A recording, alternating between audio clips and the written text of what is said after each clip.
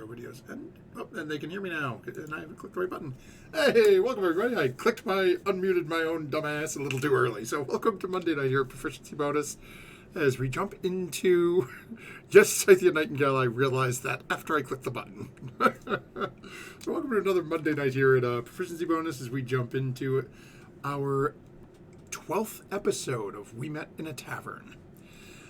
Before we jump over to our party, a couple of quick shoutouts. Thanks to Streamlabs, Team MZ, Twitch, Many-Sided Dice, and our friends over at Little Dragon Corp. If you haven't checked them out yet, make sure to check out their website. You can get their information at !Little Dragon, littledragoncorp.com. Don't forget to use your discount code BONUS, BONUS, to get 10% off your order. They've got all sorts of dice and other tabletop gaming accessories, so definitely go check them out. And with that, I will remember to unmute my players, and we will jump on over to them. So we are all, well, most of us are here, as you can see. Lydia will not be with us tonight, as Sarah's a little under the weather. So we have replaced Lydia with a lovely rotating logo for this evening. We hope you feel better soon, Sarah, and we will carry on and see what we can make happen here tonight. So we will jump into what happened last time, as our party has been making some minor waves, meeting some different people throughout the city of Kyer Westfall. Last session, our party had basically just finished cleaning out the family home for a leather worker and her husband up in the Southern Goldenfield ward. Made their way back down to speak with found her husband was not at the stand any longer, but she still was able to work out the discount that Sweet William had wanted on his breastplate. Managed to purchase, I believe, a set of studded leather armor for Furia, and then went and checked out the Crossed Swords Inn to get some well-deserved rest. Next morning, they promptly proceeded to get up and start about their business for the day, and made haste to see the Lady Erlisa. After speaking with the Viceroy for a little, well, most of the party went to speak with the lady, whereas Bitter Jack had a slight case of potty emergency. So as the party went in and was able to speak with Lady Erlisa about a couple of different things, and eventually work out that, maybe we can discuss, we've had a couple of murders happening here. You scratch my back, maybe I'll scratch yours type conversation. The party was advised that 3 of the 12 council members that help the lady basically run and make the decisions for the city have been murdered. The murderer has been seen fleeing to the north out into the forests outside the town. The guards have agreed to give our group access to the 3 crime scenes. The most recent one just happened a short while ago. While that was going on, though, Bitter Jack, after using the ingenious potty emergency excuse, proceeded to basically case as much of the lady's house as she could. Did come across a couple of rooms that seemed to be locked. Decided not to go poking around and trying to get in there, thinking that maybe there was some sort of trap or alarm set for it. But shortly thereafter, the party met up just in that main area as everyone sort of came back together after this conversation. And that's where we'll pick up tonight's session. And as some of you have the majority of you have just learned about this multiple murder that's been going on. With the only real information the lady gave you, other than the list with the locations, the names, locations of their homes, and what wards that these 3 council members actually represented. The only other thing she mentioned is that all of them were killed from multiple crossbow bolts to the chest.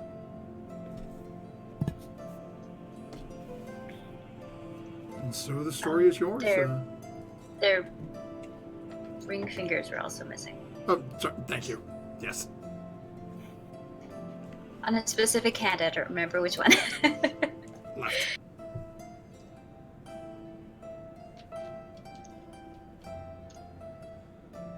Where is my...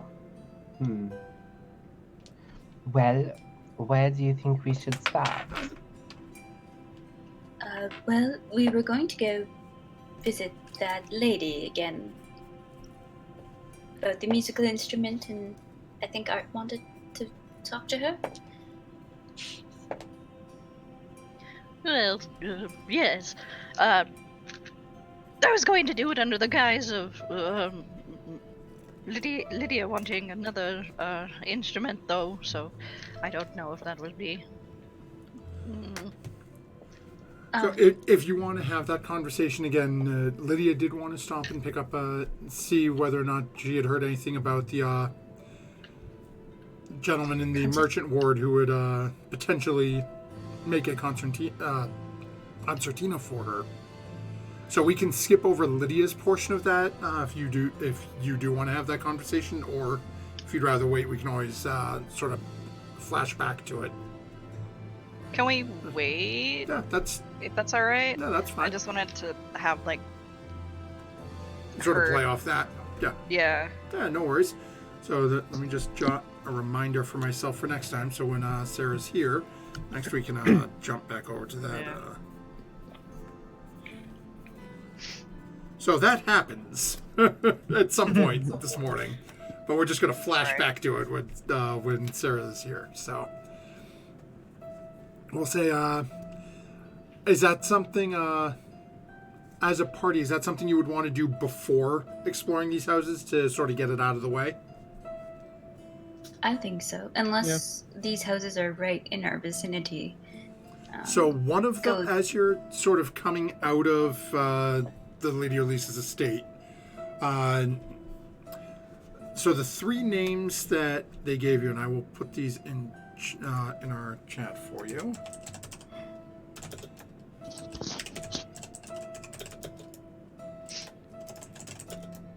I'm just going to put the ward numbers because I didn't remember that disappeared. Now to have them that easy. So the three wards that have had people killed from them are actually in your somewhat immediate vicinity. It's the Castle Ward, which is number 2 on the map. Then it is the Southern Golden Fair Ward, which is number 7, where the house you were dealing with. And then it is the Upper Heartsgate Borough, which is the ward just inside Ward 9. Ah. So it seems to be at this point, it is mostly to the northeast portion of the city.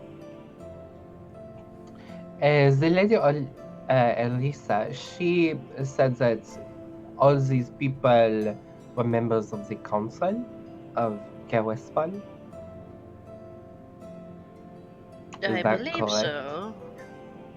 Yes, each one of the members of the council represents an area of the city.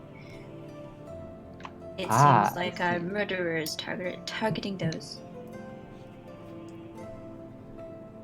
Someone who might have a grudge against the council, it seems.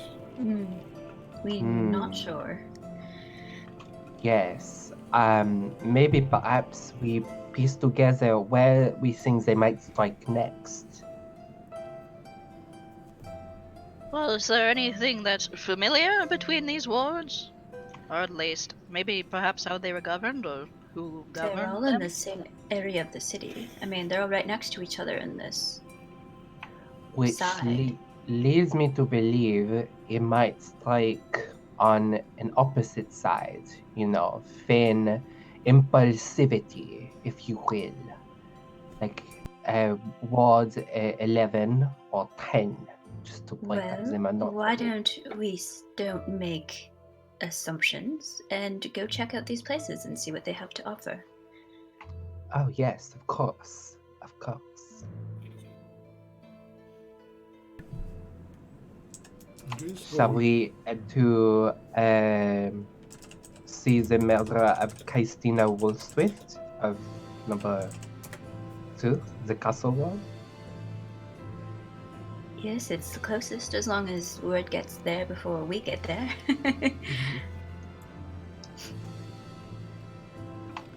Sounds good to me.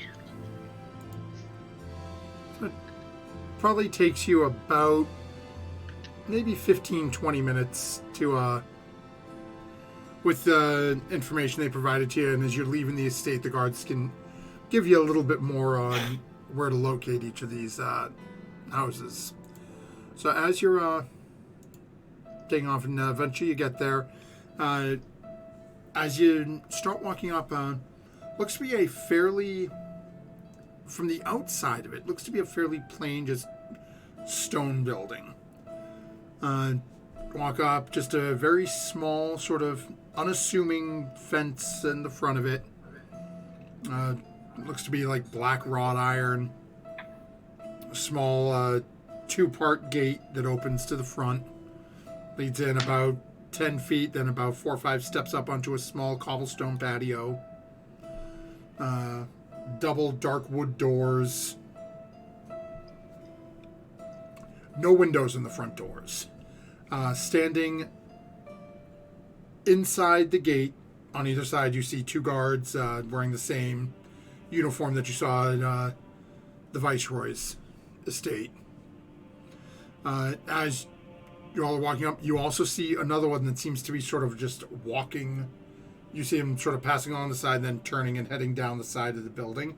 Looks like they have somebody actively patrolling as well.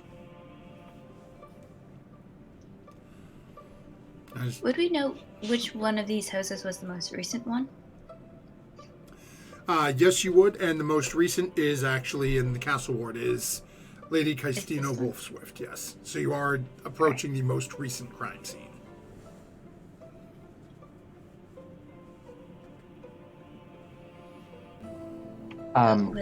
Do we find the house? Can we... We're standing in front of it. Oh yeah, you're literally right. There's the number. As you're walking up, you see a couple of guards. The 2 guards are just staying on each side of the gate. Oh, you're the ones the lady sent? Yes, sir. It is us. Okay, well,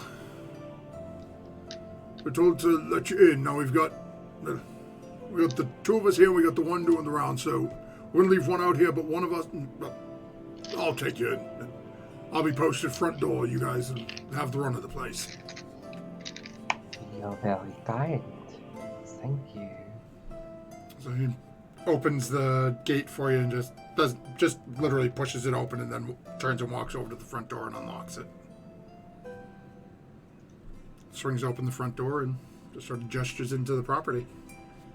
I step in with my hands behind my back, and I'm looking around like I'm really inspecting something. I'm like, And as you walk in, the first thing you notice is this unassuming house from the outside.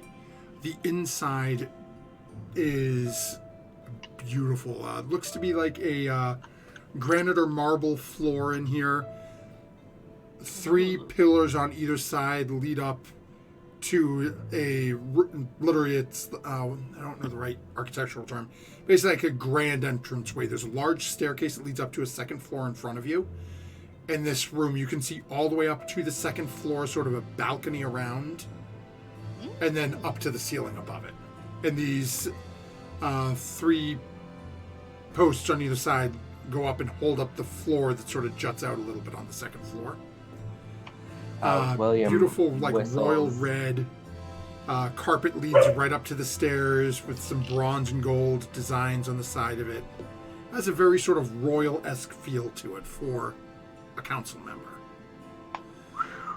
Either side of this hallway, you see 2 double doors or a set of double doors on the left and right, and then further back a single door on the left and right, and then the stairs that lead up.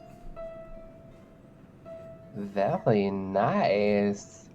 Jackie, this is more finally to make even Captain Aldi's blush, huh? It is very nice. Perhaps a little too nice, hmm? How much do these council peoples get paid in this town? I was thinking the same thing. This is enough riches for a monarch. Is the guard inside with us or outside? Just literally, he pushed open the doors and he's standing right outside the doors, giving you guys enough room Alright. to step in. I'll turn around to the guard and say, "Guard, do you have any information for us about this murder? Any clues?" The only thing we found was that the window in the master bedroom, straight upstairs, double doors at the top, was broken from the outside. Tell me, have there been any reports of a burglary as well as the murder? Was anything stolen? Not that we could tell, but it's Yeah, you'd be Houses hard like to this- tell in a place like this. they got a little bit more than we do, so we didn't notice anything obvious missing, but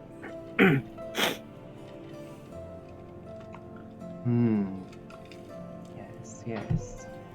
And the council person lived here alone? He had no family? no, she was married, but her husband passed on 7-8 months ago. Oh. She's been here alone ever since. Alright. I start making my way up the stairs. Anybody coming to join me? The master suite? Yes, I'll join you, William. And I'll start to follow. Just like a question before, like, what is the kind of, I guess, condition of Ward 2? Like, So as you've been living walking around, conditions so for other people. yeah, so as you've been through this ward, I guess the best way to think to phrase this is the nicest part of town. This is where the wealthy people live. So I've been going through. There are even like looking at this house. It's most of the houses in this area look somewhat similar to the outside. They're somewhat unassuming, but most of them are a little bit larger than some of the other wards that you've been in. Specifically, like that your first foray through the through the docks ward and into when you went to stay at the Person the Ghost. It's a Tower Farthing. The houses are built similar construction. It's all stone work on the outside. But the ones in those areas are much smaller. This you can tell is a much larger property for someone. Yeah. So you know they've got a decent amount of money behind them for what you've seen in other areas. Okay. And likewise, it's probably only a little bit larger than the farmhouse you guys saw when you went to deal with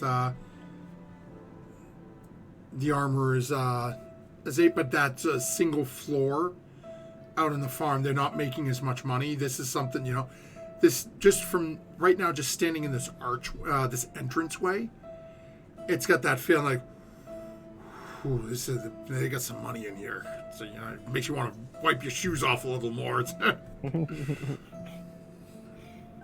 Though depending, perhaps the opposite. Okay. Very true. I guess I'll start, not following up to the master bedroom, but just kind of investigating other areas of the house. Oh, okay. So as you're, well, where are you heading? Because we've got basically you've got right in front of you've got the stairs that lead up. Yeah. And then from what you can see, just right in the doorway, you've got two options on the left and 2 options on the right. And then as you guys start to sort of spread out right inside the door, you do see that there's actually a set of double doors behind the stairs that was not immediately apparent. So you've got 5 doors on the bottom floor that you can check to. Never mention what's up on the second. Ooh, double doors behind the stairs. Okay. So you've got Art heading to the double doors under the stairs. We've got William and Snowmoon heading up to the double doors at the top of the stairs. Furia and Jack, what would you two be doing? I would go upstairs. Oh, okay. I'm going to go back outside of the house. And I am going to the guardman indicate where the window was broken from the outside. I would like to go to the outside of the house to where this window is and look to see how I think the burglar might have got into this window from the outside. Oh, okay. So as you're heading out there, then... Okay, so what we will do is we will start then with Artemis, who is heading into the double doors on the first floor. Okay. So as you head over and, again, close the double doors, you open it right up. First thing you notice is just a massive wooden table. Looks like it sits between 10 to 12 people. Place settings set at every place. 3 tabletop candelabras sitting there. A small wet bar in the far back left-hand corner from you. A couple of smaller shelf setups on the right-hand side of the room. Also on the left-hand side, there's a single plain wooden door that is currently partially opened that you can see leads into some sort of a small kitchen area.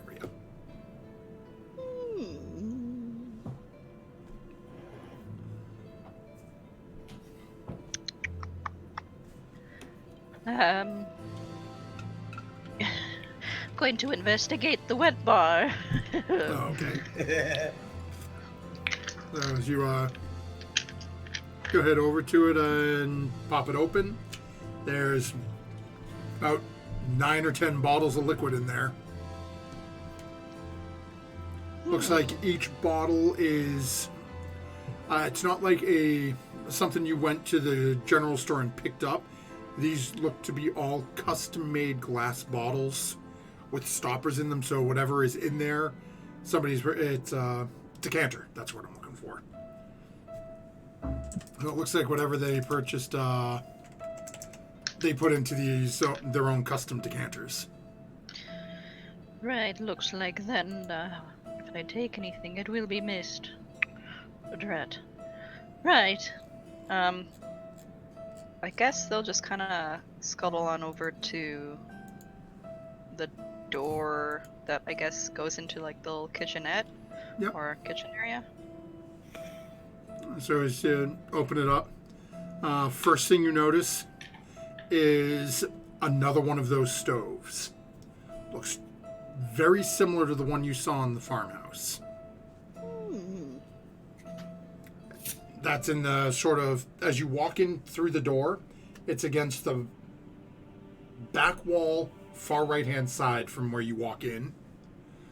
And then you see a small wash station right across from the door. Alright, interesting. Maybe someone is monetizing these. That would be wise. And go ahead and make an investigation check while you're poking around in this kitchen here.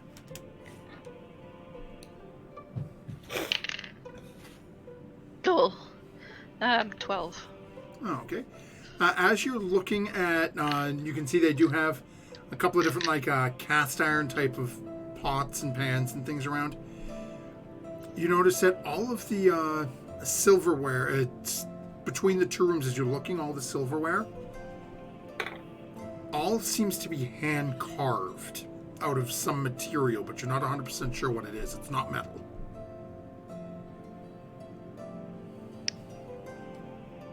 I'm going to take one. Okay. Easy enough. There's no one in the room with you. What are you taking? Fork, Okay. knife, spoon? A full set? No, the spoon. Unassuming, less lethal. Okay. But, is it a soup spoon? Is it a dessert spoon? Is it a teaspoon? Oh, do they have that? They probably have. Say who? If they have dessert spoons and all that such, I'm just going to take the smallest spoon. I'm just Oh, okay. assuming, because, they're so fancy. Why not have all the... Right.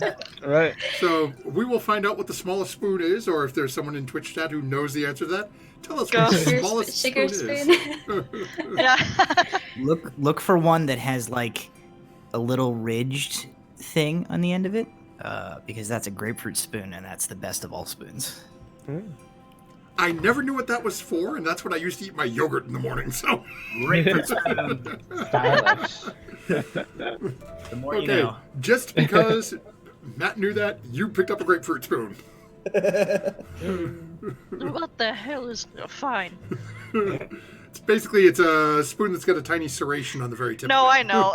I'm just saying. Yeah. I don't think Art would know. I don't think most of us do. So as you're poking around and doing this, we are going to jump over, and we're actually going to head upstairs first with Furious, Snowmoon, and William. So as you guys get up to the top of the stairs, as you can hear Art going into the double doors underneath. First thing you notice is that there are two closed doors on the far left-hand side of the second floor. The double doors in front of you. And then a set of double doors on the right-hand side as well. They said that she was murdered in her own chambers. Yep, which is straight ahead, the double doors at the top of the stairs. I head for the double doors at the top of the stairs Okay.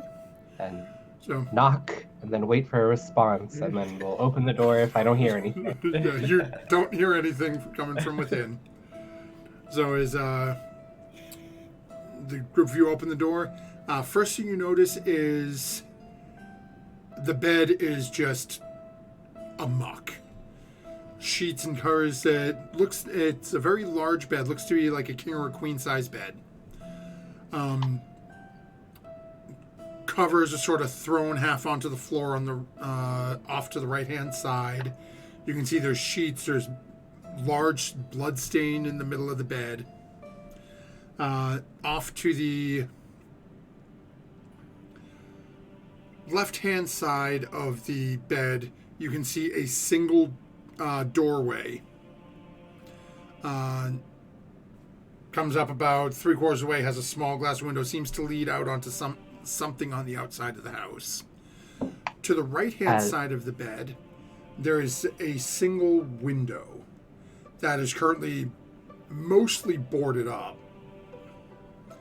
And you can see there are glass shards that are glass that's on the floor on that right-hand side of the bed.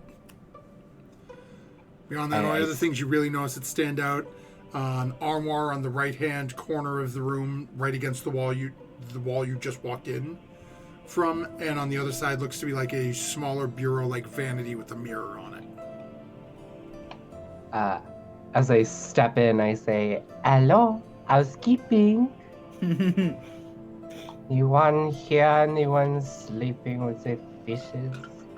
And I make my way over to the armoire and say, "You need to put new linens on the bed." And I open the drawers, and I'm not trying to hide that I'm tearing this place up. Okay, so go ahead and make an investigation check. And while you're on that, Snowman and Fury, what are you two doing as you guys come up right after Sweet Home? Are you guys all heading into the same room with William?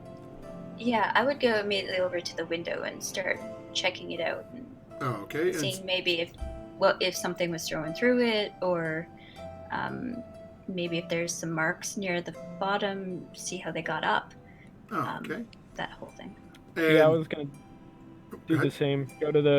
Go investigate the window and maybe look around for like footprints or a crossbow bolt to see if something was left behind. okay. So go ahead. You can either both make investigation checks, or one of you can make it with advantage as you're working together. Well, I already rolled. Oh, okay. Okay. I got a 14, so. So we'll jump over to William as Maddie's making his roll. And as you're going through this, William, you're I got a 2, so. going through the drawers. You find the drawers in the lower portion seem to be mostly bed linens. So you find a couple of other sets of sheets. Seem to be a very fine thread count, what you'd expect for a wealthier person to have. As you open the top section, you can see that within there is probably somewhere in the ballpark of 9 to 12 different outfits. A couple seem to be very nice, like evening dresses. A couple of more wear about town things. And you find one set of like a very dark green, like almost bordering like a blackish green set of robes. Do I notice anything particular about these robes, like any holy symbols on them or arcane writing? No, it's no other markers on it. It's just everything else that you've seen is very sort of wealth forward. And then there's just this one just very darkish, greenish black robe that stands out as being much plainer and much... It doesn't seem to fit as well in here. I look at the hem of the robe. Is it dirty? The bottom of the robe, yes. You do see dried. So it appears that it does drag along the floor that you want when she does wear it, and you can see it's got dried, sort of a reddish brown, like dirt or mud. So wherever she's wearing it, it's not paved roadway like you've been on and used to in the city. I take note of these and move on to the vanity. Oh, okay. Let's go ahead and make another investigation check over there. We're going to jump over to... Well, actually, before we jump over to Snow, Moon, and Fury, because this is going to involve someone else too, potentially, we're going to jump outside to Jack, who is, after being told that they came in through the window, the guard sort of points you around to the back of the house. And at this point, the guard who's just sort of constantly walking in a loop will walk back with you, Jack, and points right up. And as you get to the backyard area, you can see there is a second-story balcony. And as you take a couple of steps back and look up, right from your view, right on the left-hand side of the balcony, you can see that there is a window that has been broken. As you're looking at the outside, you do see a very sort of, looks to be very lightweight sort of trellis against the side of the house that has some light like ivy and vines clinging to it. It's grown up about 3 or 4 feet.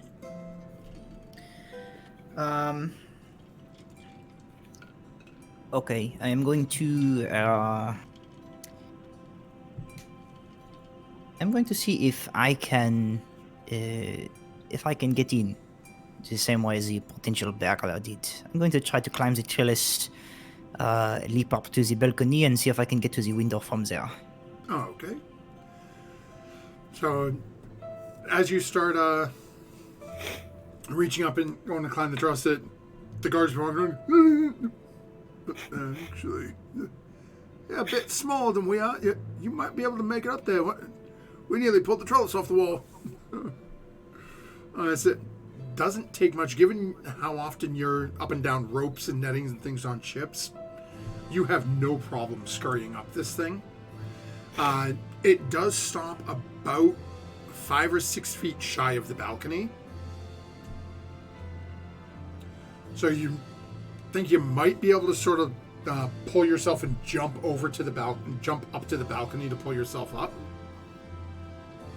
If you want to give it a shot. I'm going to, but before I do, I want to just sort of look. Now that I'm up at the top of this trellis, I want to look at the the trellising right near me. As I'm evaluating my jump, I start to think about where I would place my own feet if I was going to jump, and see if perhaps there is any sign, perhaps a small piece of broken trellis or something on the ledge of the balcony that might indicate someone else performing the maneuver that I'm about to attempt. So, given how close you are as you're climbing up this thing, you definitely do notice that there's a couple of spots on the trellis, specifically when you get right up near the top of it. You can see that on one side of it, looks like there's a couple of small pieces that have broken off. And thinking through in your head what you're planning on doing, you can see somebody sort of like trying to wedge a shoe or a boot in there and using that to push off towards the, towards like getting a jump up towards the balcony. And as they push off with enough force, just breaking this small thin piece of wood off. Okay, I'm going to. I will attempt to reach the balcony and then the window to see if I can get up to the top.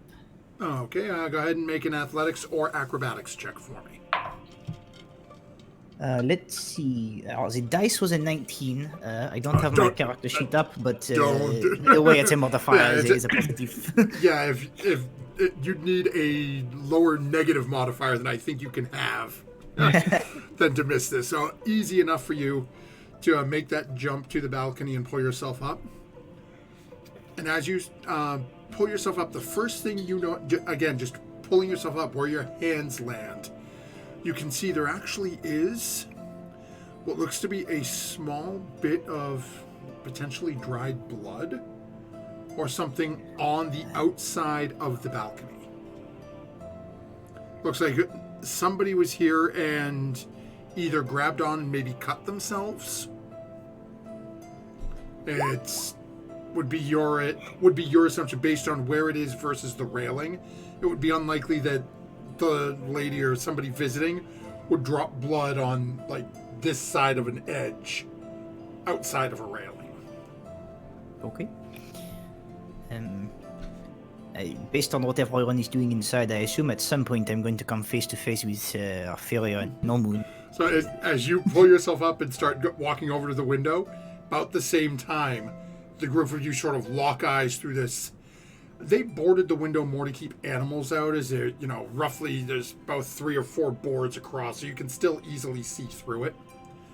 So as Furia and Snowmoon are now walking over and have been looking down at the ground and look up, all of a sudden you see Jack just sort of pop up over the railing and is now standing on the other side of the window. But before we jump over to that, we're going to come back to Snowmoon and Fury, who have come over looking at like the ground, the area here, and the glass and things like that. First thing you notice, specifically Snow, where you said you were looking for like footprints and things of that nature. You do see a lot of basically bits and pieces of glass still in the carpeting. As you're sort of moving the blanket around that's been tossed over here, you notice there isn't any glass on the blanket. Everything was on the floor, so the blanket was tossed over here after the window was broken. Okay. But you don't see any footprints or anything telltale that you noticed there. And what was your investigation check? 2. Okay.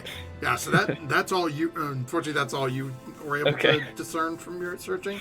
And Furia, what did you roll? 14. Okay. So as you're looking at the window, you can see it looks like it was, again, checking the actual window frame and looking at the ground in between when Snowmoon's looking down there. You're pretty sure the window was broken in just one straight blow. As the couple of pieces you can find, there's still some smaller broken pieces that are still stuck in the frame up at the top sections. Looking at, though, you don't notice any blood or anything like that.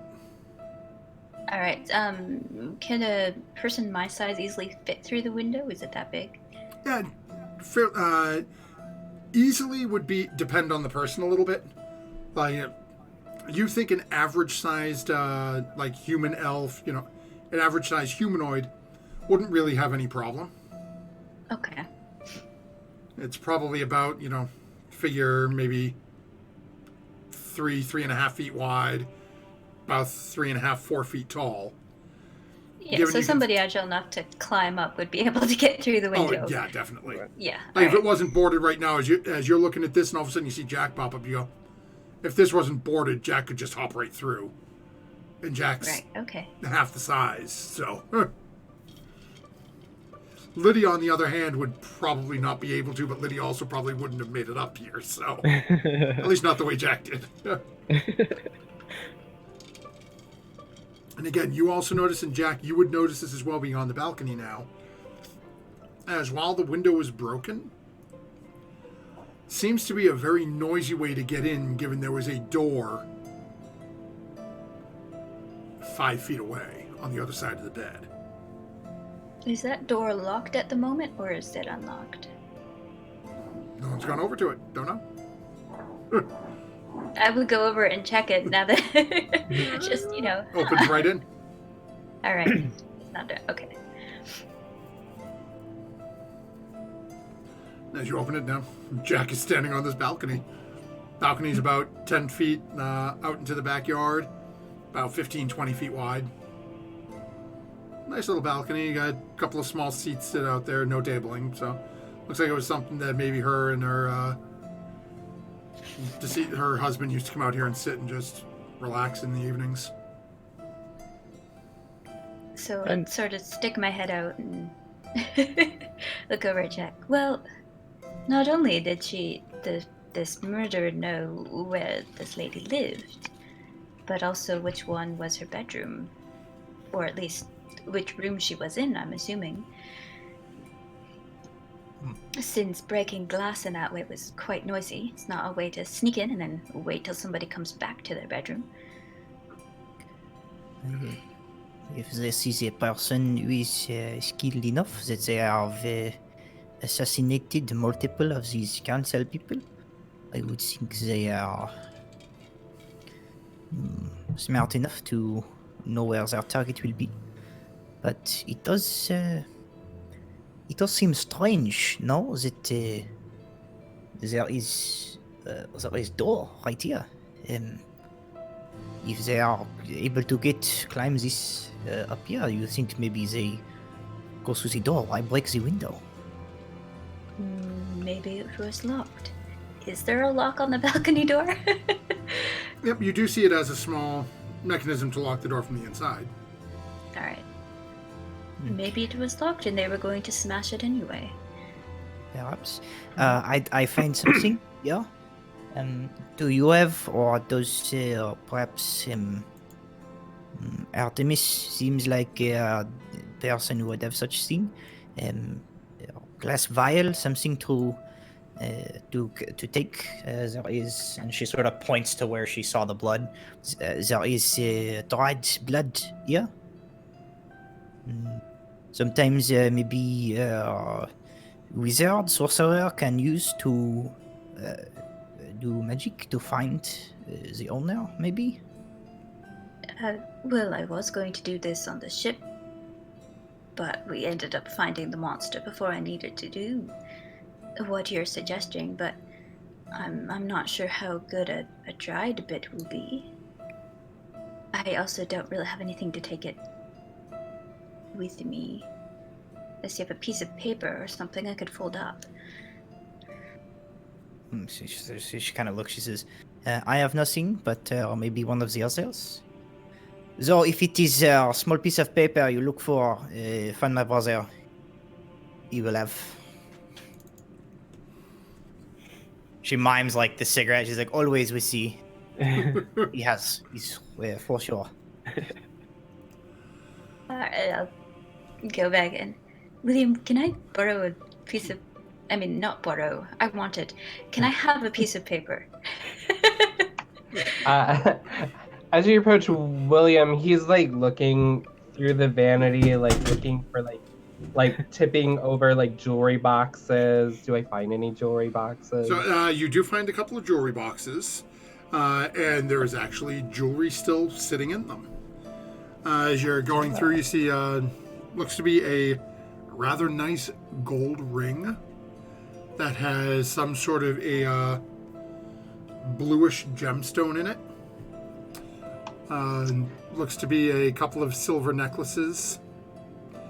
And make a perception check for me, William.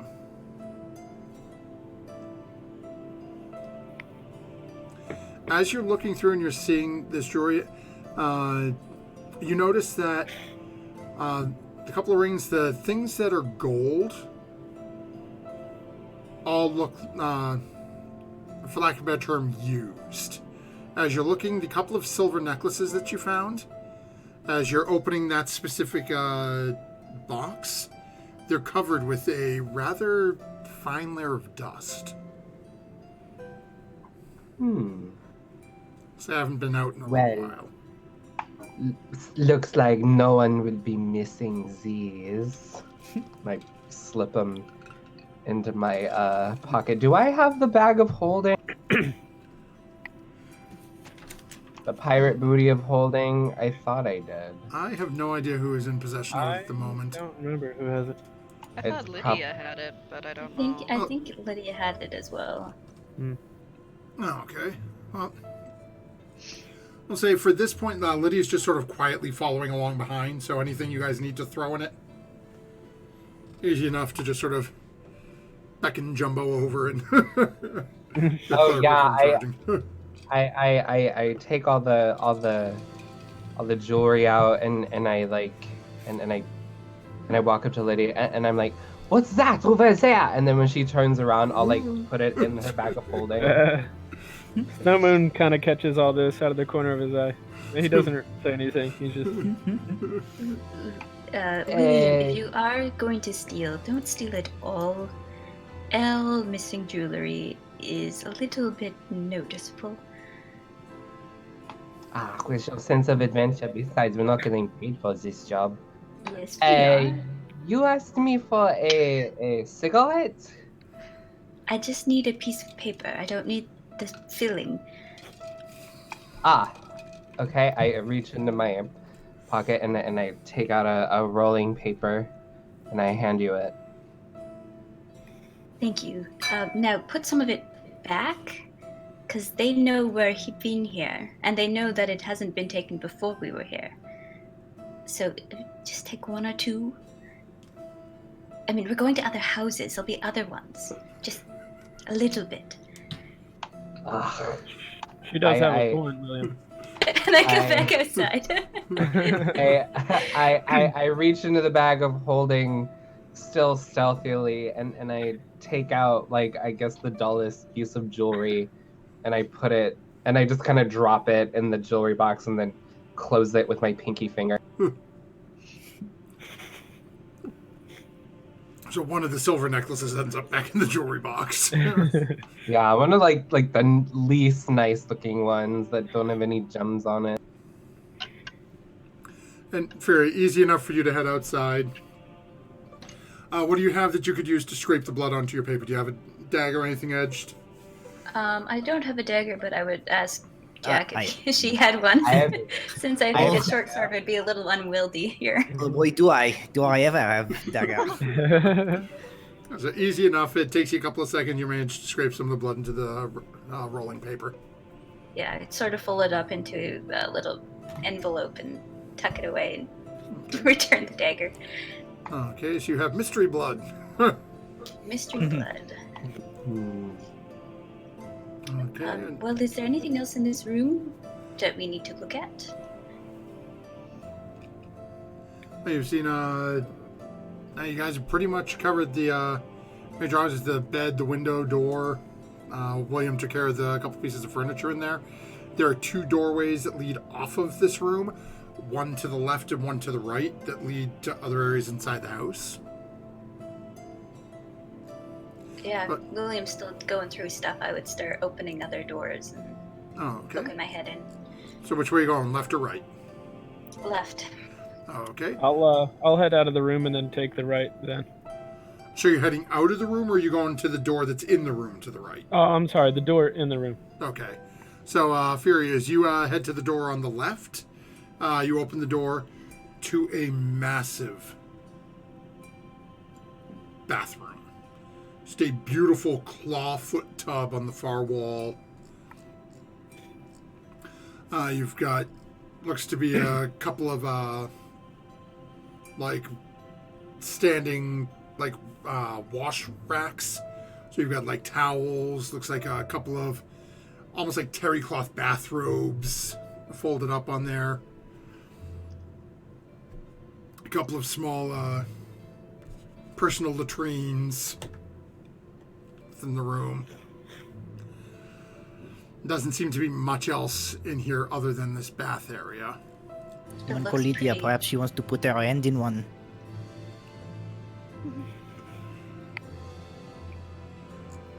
It's pretty much undisturbed. As Yeah, it far doesn't look to as be. Murdering goes. It's literally, it's got it's basically got two spots for people to do their business. A tub and looks to be linens. Is there all the, say, like makeup or stuff was in the other room? Yep. Or is there some of that in here? No, this looks to be strictly just like bathing and business. All right. And then, Snowman, as you go into the right-hand door, you open the door to what looks to be a small office. Ooh. As you look at the office, right as you walk in the door, there's, a couple of small potted plants next to the door on either side. About a 6.5 foot wide desk, single just plain wood back chair. One window behind the chair in the room. Doesn't look like anything's been, you don't notice anything out of place.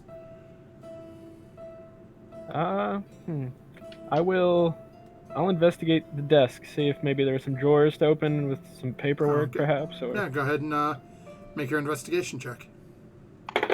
While he's doing that, I would like to enter the room and like start just knocking on the wall and like looking behind any paintings there are or bookshelves in here. I'm looking for safes. Oh, okay. And that was a 16 on the roll. Oh, okay. So as you're rummaging through the desk, you can hear William sort of walking around. He just gives a glance over his shoulder, but again, he doesn't really say anything to him. So as you start looking through the desks, you don't find really anything out of place. You've got a sort of wide middle drawer in the middle. As you open that, see a bunch of blank parchments. Seems to be a couple of quills, a couple of ink pots in it. Drawers on the right hand side, nothing on the left. As you're going through the bottom drawers, it's basically like a filing system. You can see that there's a bunch of stuff involving the city, crop estimations, different like import export type things. It looks like that this councilwoman was among one of those who is responsible for helping to oversee the price of goods that were being sent out of the city. So you notice as you're sort of pulling these out and flipping through, it seems like they export a lot of lumber and a lot of ore that's getting mined from somewhere within the further inland. That's coming through here in the city is either from what you can tell flipping through, a couple of pages of this, so you're not spending all day reading tax documentation. Looks like the city takes a cut out of anything that gets shipped through here. And there's a lot, looks like there's a lot of wood and like iron ores and things of that coming through here. I guess I wouldn't really know if the cut they're taking seems to be abnormally large or anything. With your background, probably not. Yeah. Okay. It's to you. It just and it doesn't really tell you how much what the percentages they're taking. You're going to see, lumber, taxes X amount, or taxes X amount. So it's got lists of dollar amounts that they've taken, but it doesn't tell you how much they were shipping out. So they could be taking 50%, or they could be taking 0.5%. Okay. Without the rest of the documents, you wouldn't know, and it doesn't seem like she has everything. And there was one drawer that was like completely empty. No, it's just Okay. it only had like blank paperwork and stuff like that in it. Oh, okay. Like Okay. blank sheets of paper, so she could start taking notes Okay. or write a All letter. right. As William, as you're walking around knocking on things, you don't notice anything that would sound like there's anything hidden in the walls. As you've walked into the room, which is on the right-hand side of the house, as you're knocking on basically on that right-hand wall, you can easily tell that there's another room on the other side of the wall, but you also saw the door that leads into that room, so. Aha, a secret door. Snowman, did you find any letters in that drawer? All this paperwork seems to be about trade and taxes, and I don't know if any of it is relevant. Oh, I What think about- it's relevant in the case of all of this, you know. What about a garbage can or wastebasket? Or Ah, is it just let me fireplace? Take a look, and I'll kind of look at my feet, around my feet for like any kind of garbage bin.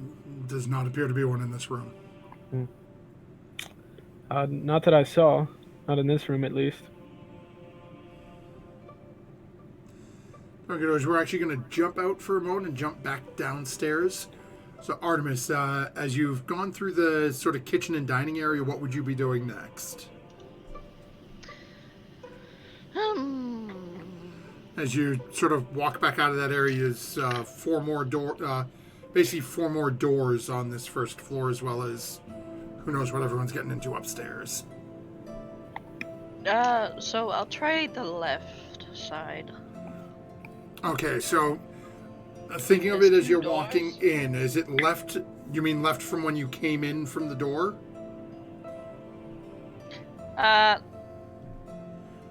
Basically, we'll say, think of it like a compass, north, south, east, west. You're right now in Right. the northernmost room. Yeah, right once I come out of those doors. So right, okay, so western. Okay, so right as you come out and turn right, first thing you see is a single doorway. It is mostly closed. It's slightly cracked open. You can't really see anything in it as you walk over and open the door, though. You notice it is a rather smallish room, only about 15 feet wide, about 15, 20 feet deep. There is a small bench on the left-hand side, but the room is completely dominated by the back wall, which you see has a stand-up piano.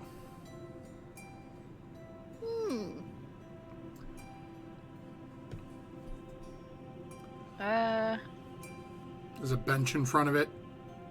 You also notice that there is, looks to be, as you sort of walk in and start looking around, you see what looks to be a full-sized harp on the right-hand side, right inside the door. Ooh, fancy. Little too fancy for me. If I go over to the piano, is there any like music on it right now? There's no sheet music on the front of it. Music. Okay.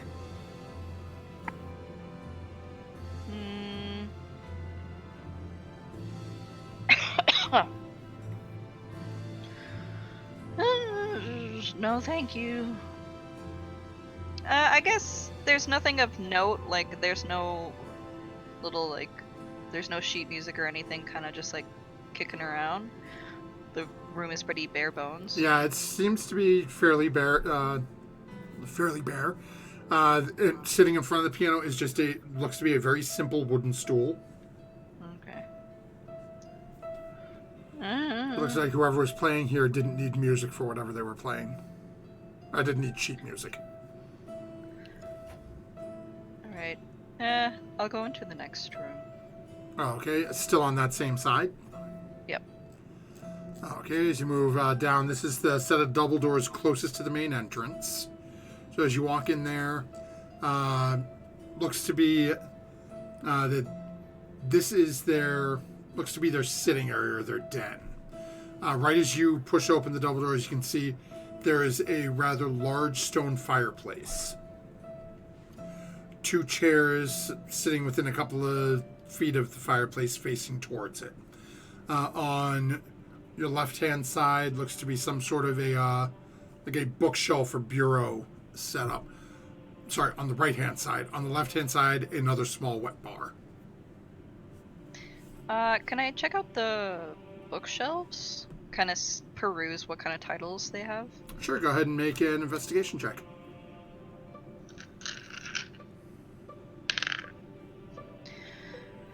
I'm putting you away. 7. Oh, okay. So as you start flipping through it, you're finding basically it seems to be a lot of... I guess I'll phrase it without trying to pull titles out of thin air for you. Looks to be like a lot of... I guess I'll phrase it sort of popular popular fiction. So it looks like there's a bunch of books here, but as you're scanning through, given your more bookish nature, you know, it's not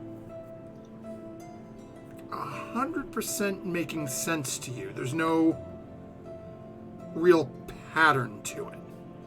Like, it's not like somebody went out and bought, you know, the Dragonlance series and there's like 45 books of Dragonlance on there. You'll find, you know, a Dragonlance book, then you'll find one Harry Potter, then you'll find Dune, then you'll find Star Wars. It's like you're finding things that could almost be construed to be in a similar vein, but then you'll find something that's like, what? That doesn't make any sense with the last 5 I found, but then you'll find another run of 2 or 3 like that. It looks almost like someone tried to put it together. I start pulling books off the shelf. Okay. Come on, secret bookshelf door. So we will jump back over to Artemis in a moment then, as Artemis is right now just sort of...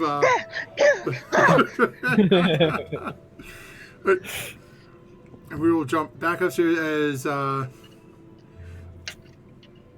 Jack and Furia. What would the two of you be doing as you two were last outside collecting a blood sample?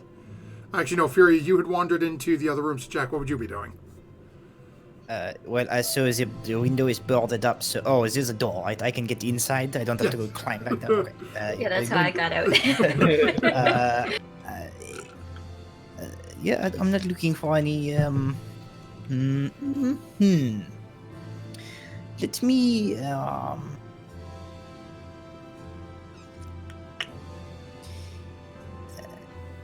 Let me just look at the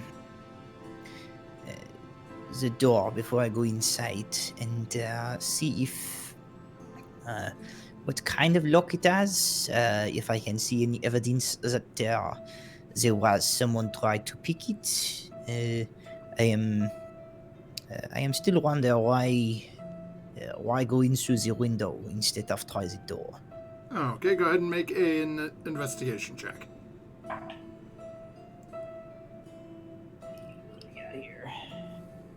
It is a 16 on the dice, and I think I have a +0, so 16. Okay. So as you're looking at it, you actually do see some scrapes on the door next to the lock. It does look like somebody was trying to pick the lock. As you're sort of looking at the lock, you can also see what looks to be a broken piece of lockpick. It looks like they tried to get in through the door, snapped their pick, and then said, screw this, and decided to go through the window. I see. Then I will take the lockpick. I take that. I put it in my pocket, and I will go inside. And I would like to go to the inside of the window and take a look. I'm going to sort of try to CSI this and look for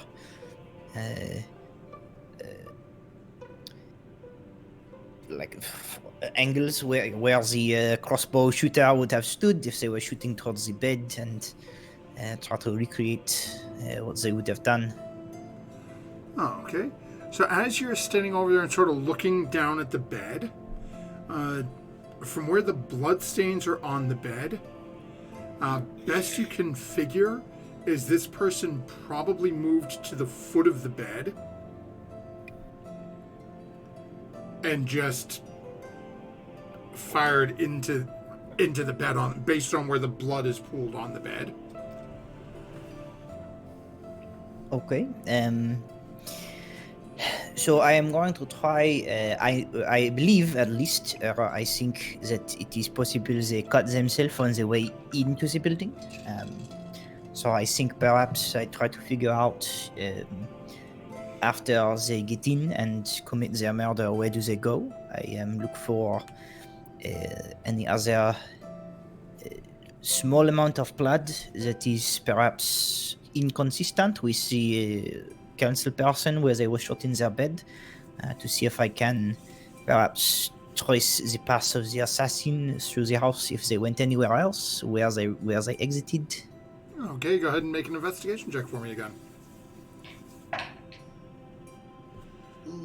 Not as good. 12. As you're looking, you don't see any other noticeable signs of blood anywhere. Looking around the window frame, you don't see any other cuts on the window frame. You don't see any droplets on the ground anywhere. So you're not sure. Maybe they wrapped themselves outside. Or you're not 100% sure. Okay. Then I will let us see. Who is upstairs now as I am here? Is it So am I as by you're in myself here, or something? you can hear Snow Moon and Sweet William in the room to your right. Furia popped into the bathroom to the left on the western side and has probably come back out at this point. I made the comment about the wastebasket. Oh, that's And it. Yeah. probably So just entered into the office. All right. Well, assuming that my brother is process of stealing anything he can, I will go downstairs and see what Artemis is up to, as well as I want to speak to some of the guards. Oh, okay. So easy enough for you to head downstairs. The guard is still standing. The double doors leading in are both still open. The guard is standing, just sort of leaning up against the door jamb right inside, just picking his teeth a little bit, not overly paying attention. As you come down, you can hear things from the double doors to your right. You can hear just things, thump, thump, things hitting the ground in the room. I will look at that in a minute, as it seems interesting. I like to ask the guard. I would like to ask the guard, who is it that is finding the cancer person after she was murdered? It was a cook. A cook. A cook is leaving house or is come to work in the morning. The cook and the servants used to live in here, but haven't had as much need for him since the husband passed. So they basically come by every couple of days, make a few things up, mostly dried stuff, and pop back when they need it or when the councilwoman asked for him. I see. She showed up that morning, let herself in with a key. Upon making breakfast and the councilwoman still not being downstairs as per her normal schedule, went up, knocked on the door, got no answer, so opened it, and promptly fainted. When she came to, she went and got the guards and brought us back. I see.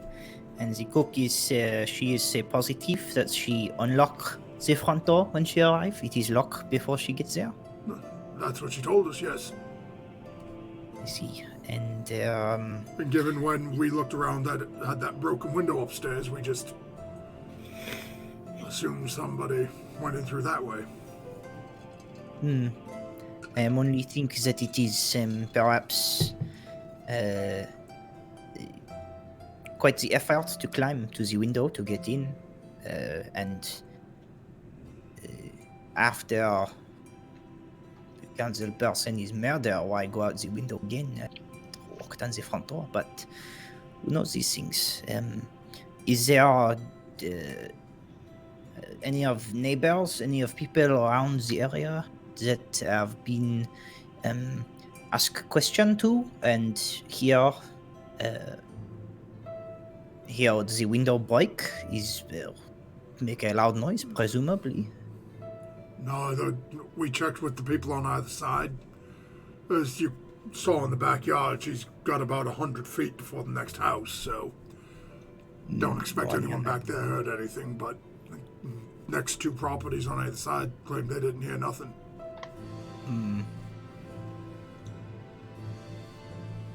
Very good, thank you. I am go to see why there is sound of room being destroyed happening in the other room. And I'll head off to go just... she's not gonna do anything, she'll just like stand off to the side and watch Artemis throw books. So you can see Artemis is definitely ripping through these. And Artemis, are you glancing at these as you pull them, or are you just like ripping things off the shelves? Oh, no, I'm definitely glancing at them because, books. But if they're not in any order, I just get a little bit more ticked off and set them less, Yeah, it's nicely It's not aside. that they're not in order, it's that it doesn't seem like it's possible to order them. It's that this collection doesn't seem to go together. Now, it could just be that they really like random, one books out of series and things like that. But there doesn't seem to be like theming or anything, any way that you would expect like a library or anything to hold books in order. Ugh. As you are ripping through it, though, and just pulling these out and looking at them, and again, it's just one after another. Oh, yeah, this critic like this one 6 months ago. Oh, critic like that one a year and a half ago. It seems like it's just these one-offs that, popular people read type things. You stock a library based on Oprah recommendation, no? I don't know. I've seen so many shades of different kinds of blue and gray. I don't know anymore. Jack picks up a book. She's like, Artemis, what is Animorph? Some druid, something or other, most likely. Ah, I see. All of a sudden, you grab one book on these 5 shelves, 4th shelf down, so one up from the bottom. You grab a book to go to pull it out, and you hear a click. I keep trying to pull the book out. And it basically, it rocks. I'm not going to use my license, because that would... Come on. And it rocks as it's in the shelf. You sort of get it to pull like this, and it just sort of tilts out a little bit. Jack, I just can lean you out the help door of the me room. with this? I just lean out as I see this, as I like hear the click and see back to the door to the room and just call up into that like open area. Guys, come to this room. There is a thing. And as you say that, the guard sort of turns his head and leans it. Like, and all of you can hear coming from somewhere on the right-hand side of the first floor. And you all on the second floor probably can barely hear this, or you may not even hear it at all, depending on your passive perception. But definitely Jack and Artemis would hear it. From somewhere coming from the northeast section of the house, you can hear just the heavy sound of stone grinding on stone, like something sliding. Oh, well, that's unpleasant. There's the sound of sliding stone upstairs. No, it's downstairs on the first floor. What's your passive perception, William? Gosh. 12.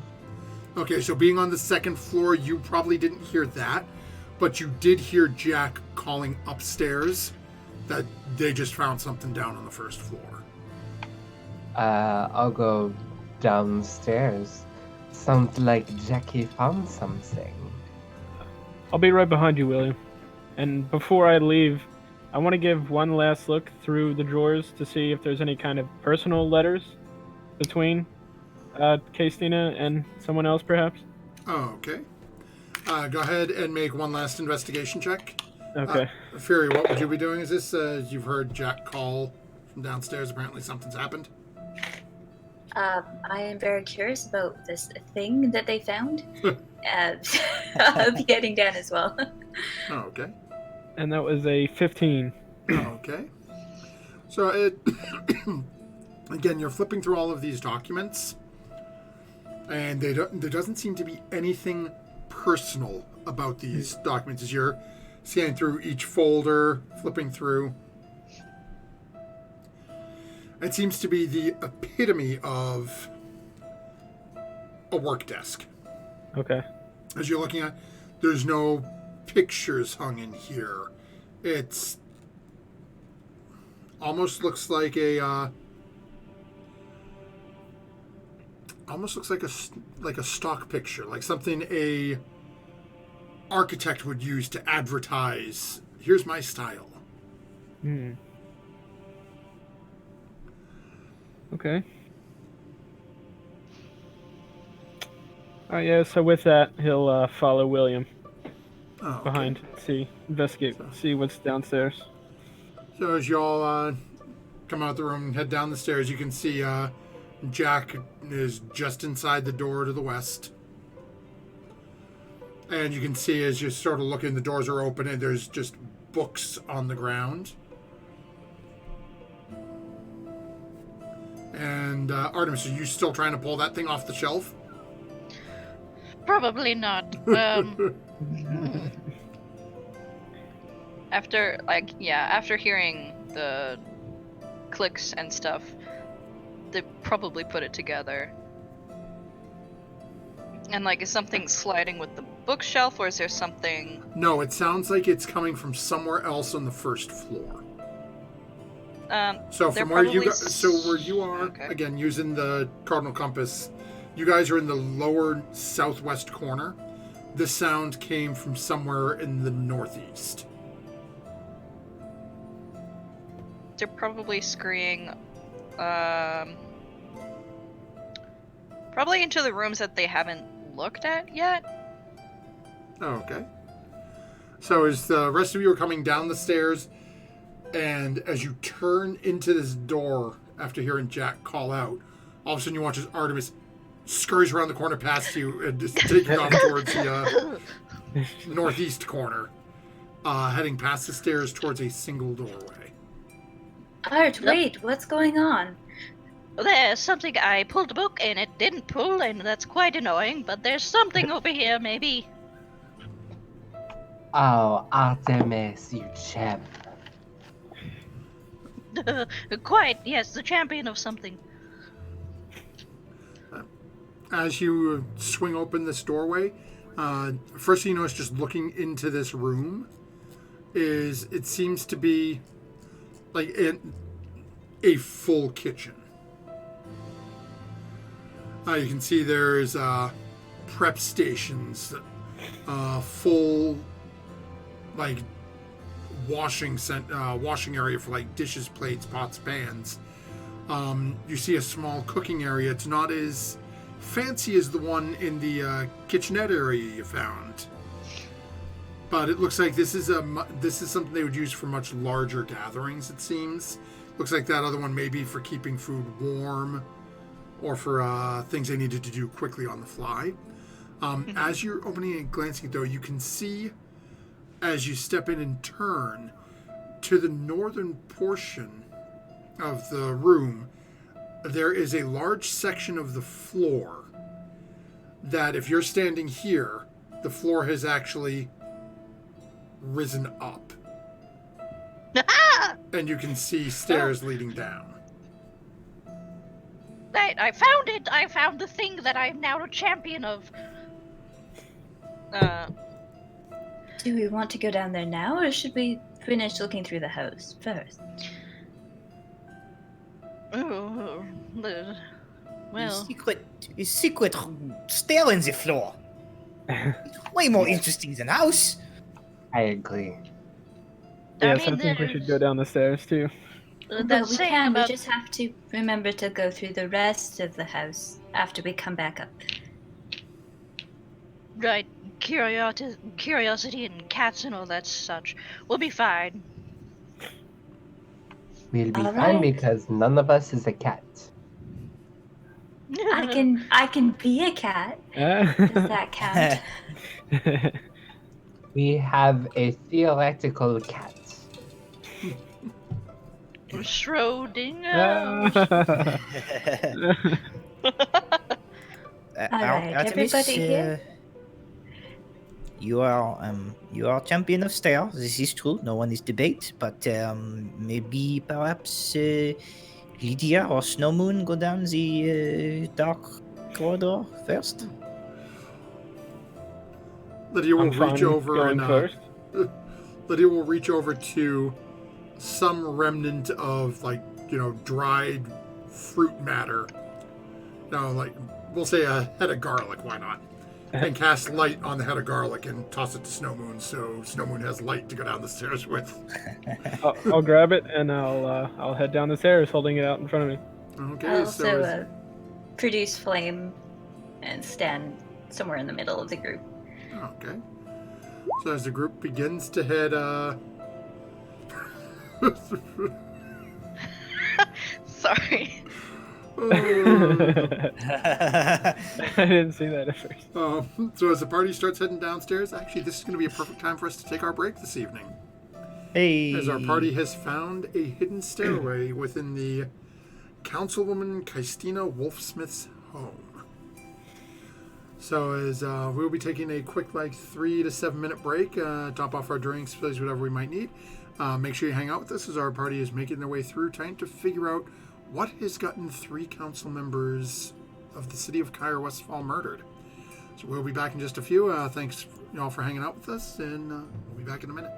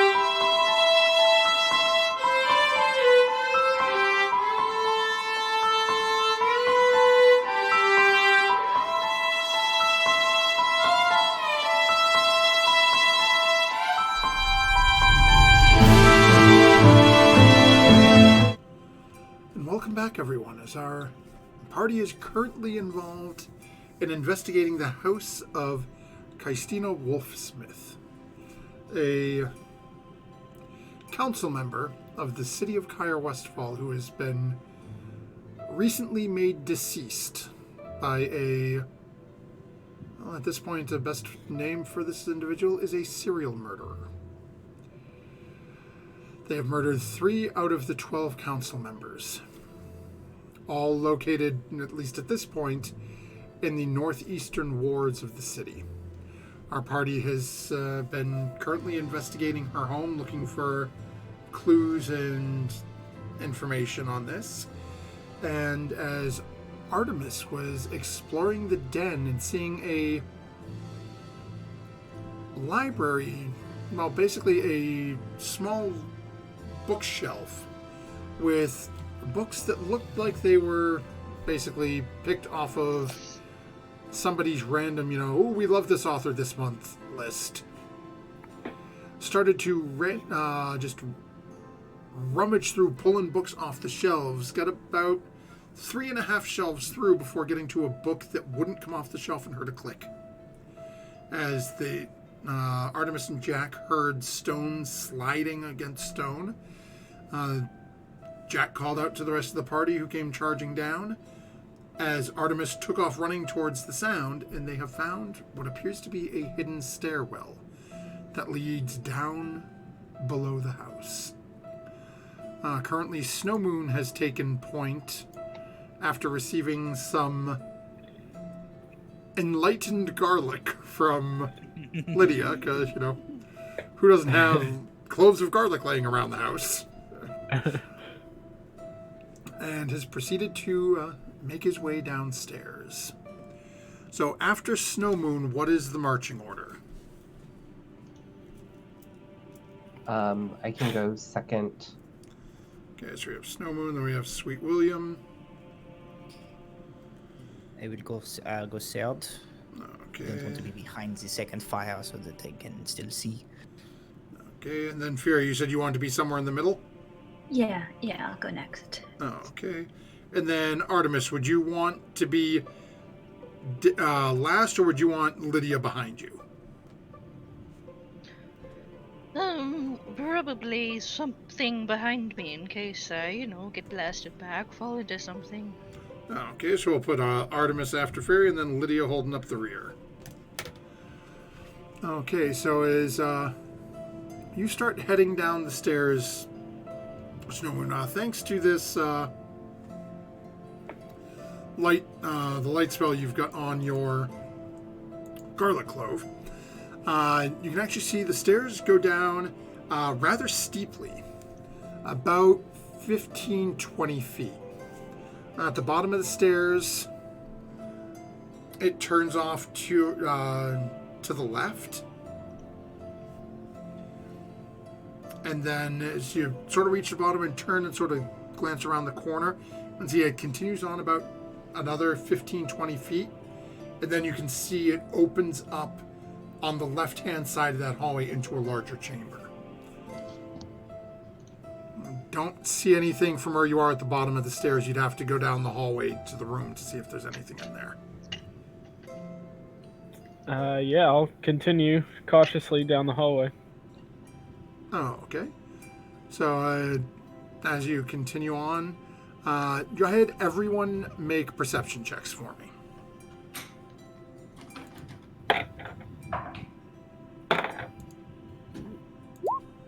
17. Yes! Oh, this is much better. 18 for me. 15 for me. Nice. 20. Okay. Oh. Okay. So, as you're starting to head down, the first thing you start to hear is, it almost sounds like shuffling or something rustling against the ground. Doesn't seem like it's getting any closer. You can just hear something against the ground. Sort of sounds like it's moving, like.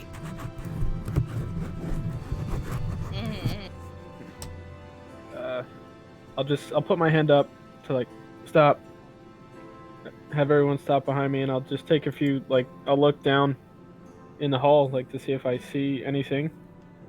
So as you're looking in the hallway, there's nothing in the hall with you. It sounds like it's coming from up and around this corner in this larger room. Yeah, so I don't see anything, so I'll just continue through the hall to the end. Oh, okay. Maybe we should stealth if you guys are seeing stuff. I mean, I don't see anything, but we could stealth. I can stealth ahead.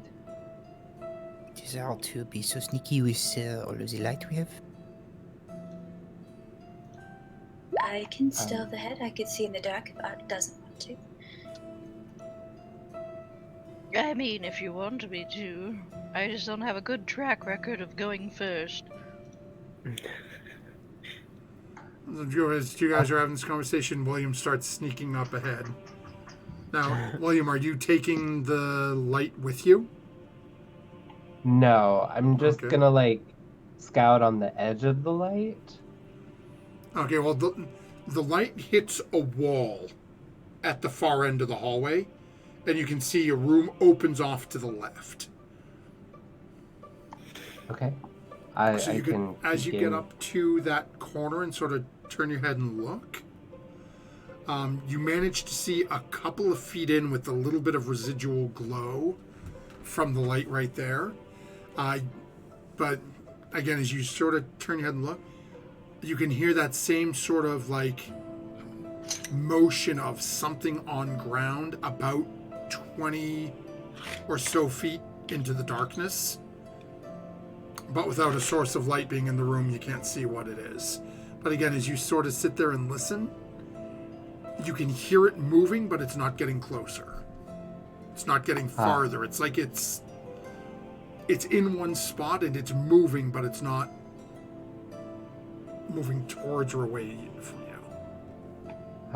And no one ever takes the dark vision spell.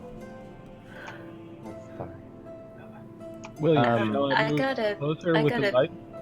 15 in stealth, and I'll start sneaking after William.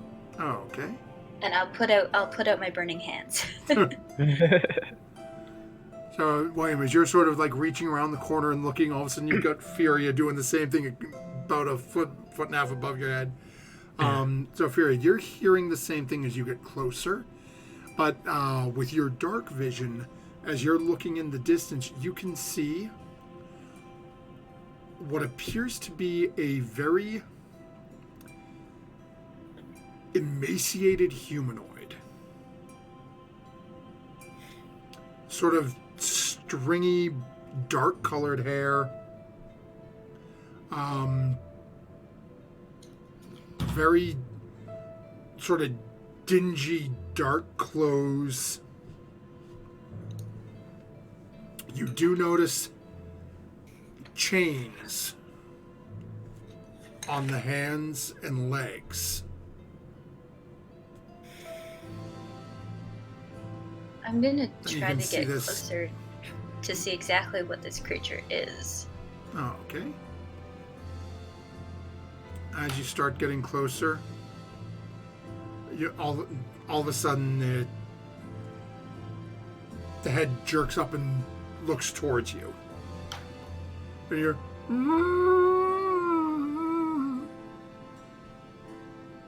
nothing else. What do you see, Furia? What is it? What kind of creature is it? Is it Look, like from best human? guess from what you can see, it looks to be human.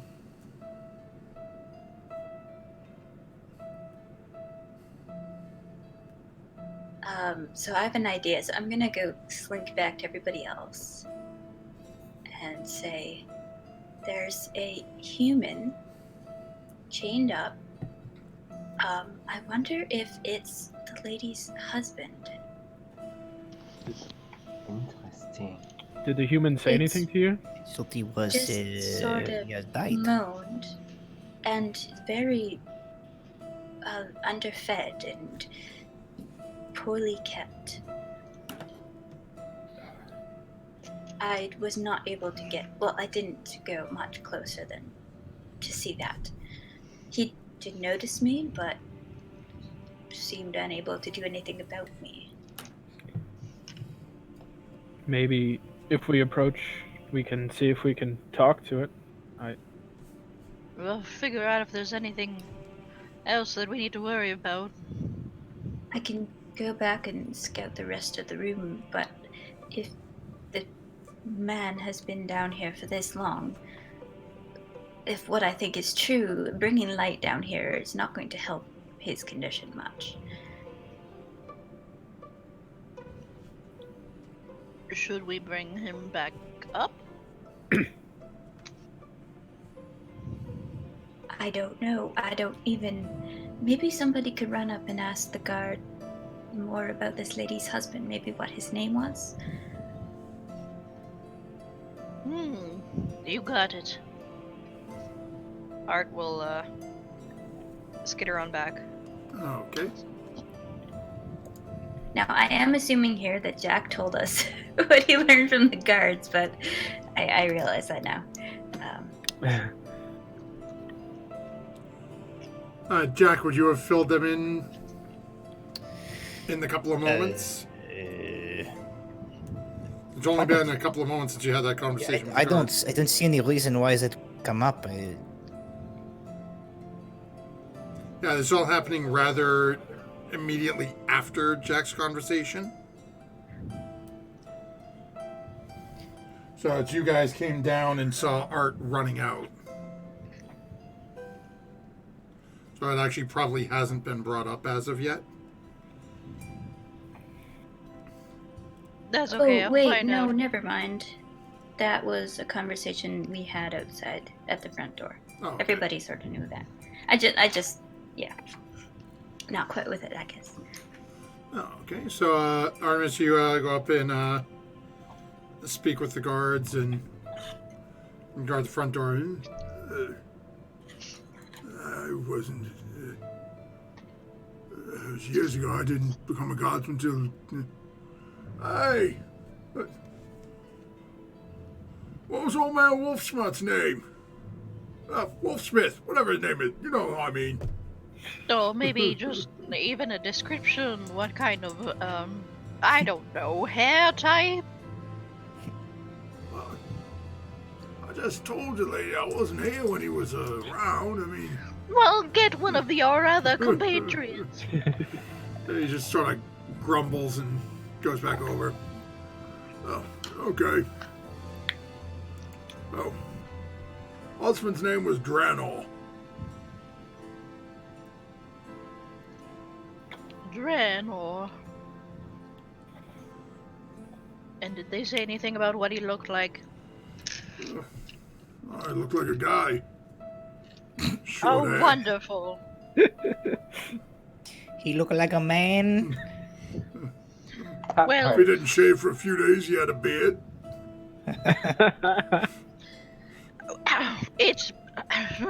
it's been a pleasure. Thank you. And they'll just go back inside. A couple minutes later, Artemis comes running back down. Alright. Furia, do they respond to the name Draenor? I'll go check. All right. So I'll sort of sneak back down, trying not to make too many sudden movements, and go within like far speaking distance of this creature. Oh, okay. And I'll say, "Hello." And again, you got that same where the head sort of turns to face you.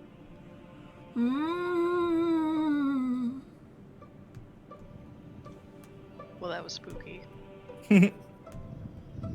Are you Dranor, the lady's husband? The minute you say that name, the head sort of jerks around a little faster. Mm. Yes. No. Just making sure. Mm.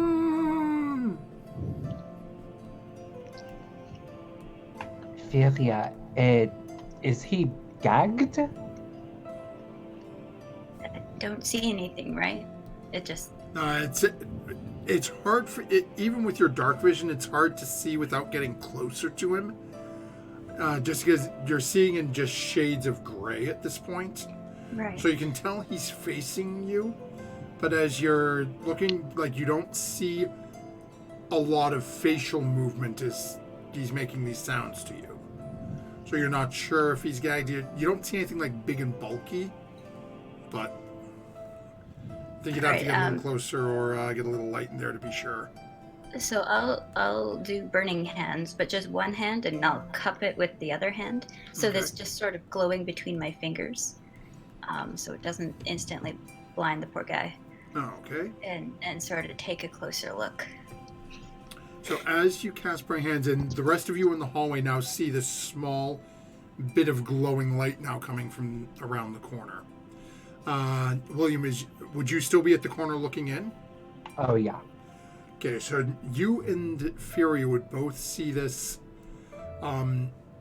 immediately. This individual is extremely gaunt, almost skeletal. You can see the chains around the wrists are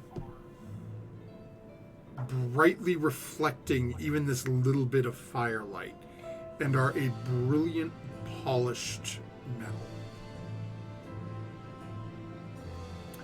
As you're looking at the face, the body, even these sort of...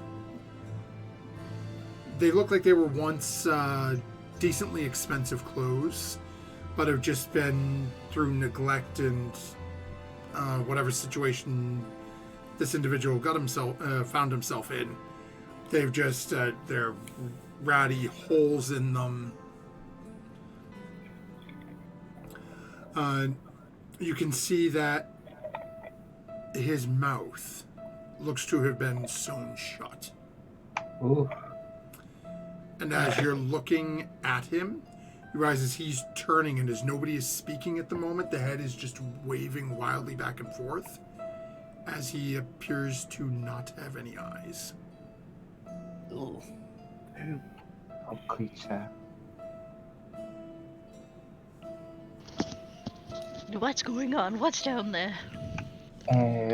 We might so need some water.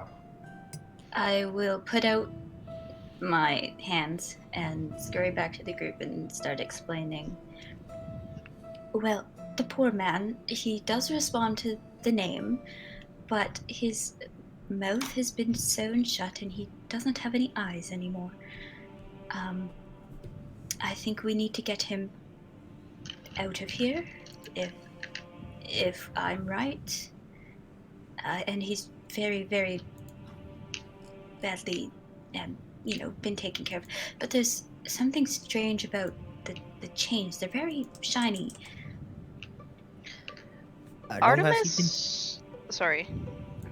How long has he been down here? Well, of what the guard said, he disappeared 7 or 8 months ago. And how long is the lady is dead? It was a couple weeks. It was Not even. just a few days, I believe. This is the most recent one, and she's only been dead a few right. days at this point. Right. The right, first one is a few weeks ago. Right. We are sure that he is still, I don't know, a person? While everyone is debating this, I want to walk in with the decanter of endless water and offer him water. William, his mouth is sewn shut. It's not going to work. And I have a dagger and I just flick it out and I say, "Stay still. It will be over soon."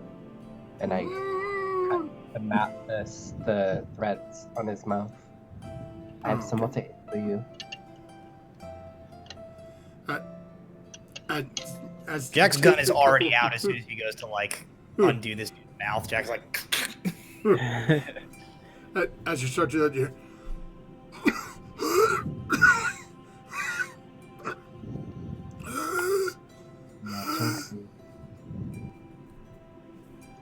And I guess if he can't see, having light down here is not a bad thing. I hold the decanter up to his lips. His wall tap. He'll start, and as you're doing it, he's just gonna keeps drinking good. Like that seems like 2 or 3 minutes. Hold on, don't make yourself sick now. Oh, I have an idea. First of all, when I go back, I'm going to eventually go into the kitchenette and just see if there's like some bread or something. But is the guard still like standing at the door? Is the door open? So he's still back at the front door. Yeah. All right. So as you come running back over, you see he's that seems sort of like he's trying to see what's going on, but was given specific instructions on what to do and is following him to the letter. Oh, okay. Okay. Good.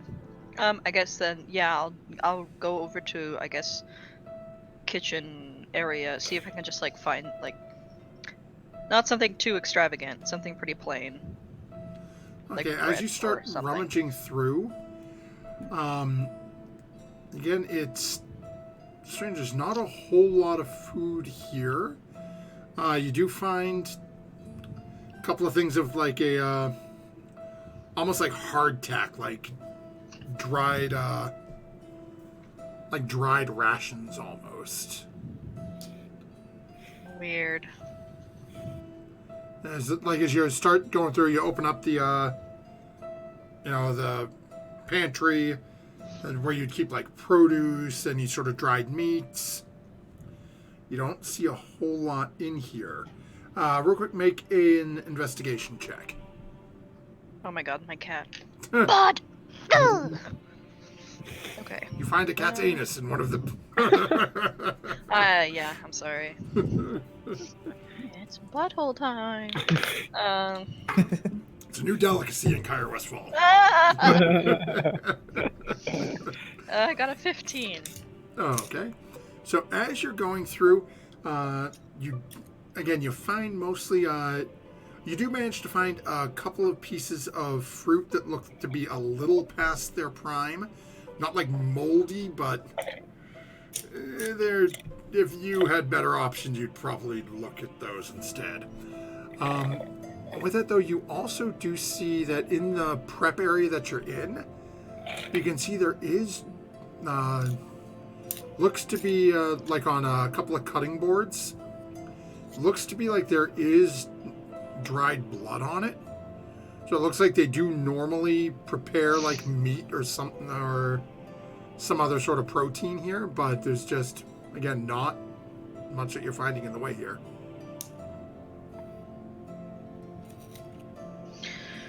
Oh boy. I suppose I'll grab just like the least moldy and gross looking fruit and come back. Well, it's not moldy. It's basically, if you think of it like think of it sort of like a banana that's not brown, but it's got a bunch of brown spots on the peel. Oh, it's that's one of those, fine. it's one of those where if you have a banana that's got no brown on it, you're going to pick that one. But this is like, it's been sitting out 2 or 3 days longer than I'd really like it to be, but I'm hungry. Yep. Alright, I'll bring some of that back then. Oh, okay. And Snowmoon, would you, as Ferris filled this in, would you have made your way in? Yeah, once she said that he doesn't have eyes, I understood that coming around the corner with the light wouldn't be like any offense to him. So I'm behind William, just kind of still with the garlic as light. So I also think Lydia might do like a healing word or something of some sort. Oh, okay. So we will have, let's see here. Let me pull up her sheet right quick and we'll see. Well, healing word is a first level. Okay. Or the other one, I don't remember. But yeah, I think she would do cure something. wounds. So, well, how about this? Where you mentioned it, roll a d20 for me. Odd, it'll be Cure Wounds. Even, it'll be Healing Word. Even. Okay, so that is Healing Word then, which is 1d4 and a range spell rather than touch. So, okay, let me just grab a d4 here. Okay. Actually, it's a... What is it? Nope. If I just cast so I can see what Earth thing adds to it. Oh, it's a d4 plus 4. There we go. So as you watch as he does seem to perk up a little bit between the water that William's giving him and this healing word from Lydia. As after like 2 minutes or so of just nonstop drinking, just starts to cough up a little bit of water as he sort of like pulls back away from William and the decanter a little bit. What? Thank you.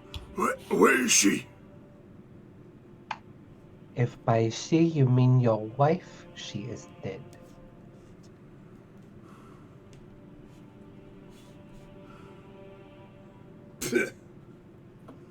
Good, now let me out.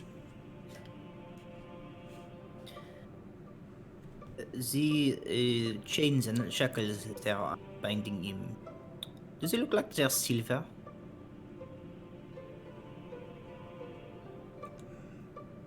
They do bear a striking resemblance to silver, yes. Interesting. Do they appear to be hands and wrists? How is he bound? So, both wrists and both ankles. You can see by the way he's bound, though, to this wall behind him, he can't get his hands together and can't get his feet moved enough to actually get up. He's bound, so he's basically sitting on his rear end on the ground. So as you have walked in and seeing what you were hearing, that sort of like scraping noise, was him just sort of meandering and sliding across the ground from where he's shackled. The flesh of his wrists and his ankles now, as if. Does the silver appear to be harming him more than just the normal chafe of a? Does he appear to be? Is it burning his skin at all or agitating him in it? Go ahead and make either an investigation or medicine check. Ooh, you know what I think this is a good time for? Golden D20, baby! Alrighty then. You said I need a medicine or an investigation? Yep, whichever you prefer. I guess I'll do a medicine check since it's better. So it would make it a 21. Okay. So as you are looking at this, and again, at first, you're thinking that it doesn't look like. You can tell that it's definitely causing some damage to his hands and wrists. But as you're looking at the rest of him, and just the way his body, like seeing the way he's lost all this weight and the thing that he's been going through, in spite of all that, he looks decent, except for his hands and wrists. You would probably be putting something together that this silver is definitely doing something to him. The other gun comes out of the holster and it's... Nobody touch him. Oh, what is it now, Jackie? Yes, what do you see, Jack? She sort of nods. The manacles, they are silver. Look how they irritate his skin. Everybody knows silver is harmful to monsters. Something Jackie, is wrong with him. He is not a normal man. Jackie, if I put your arms in silver manacles for 4 months, do you think yours would look any different? People Yes, don't I do. usually make chains out of silver. In my experience. She nods. There's a reason he's chained up so. What are you? Also, people don't usually lock other people in the basement without a reason of some sort.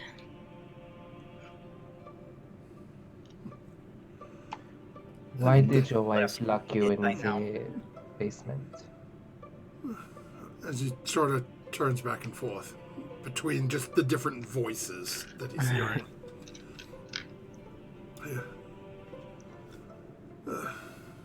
She changed. About a year ago. Weren't the same person. Used to be things were good for us here. She helped keep me in check. When the points when I couldn't control myself, then put me down for one such occurrence, and when I came back to, I couldn't see no more. Mouth was sewn shut.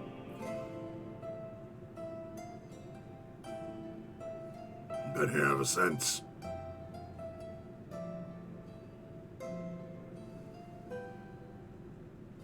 What sort of incident is this? Be easier to show than to tell, but... And he sort of pushes it and holds his arms out. Well, you're chained up. You're chained up, so why not just tell?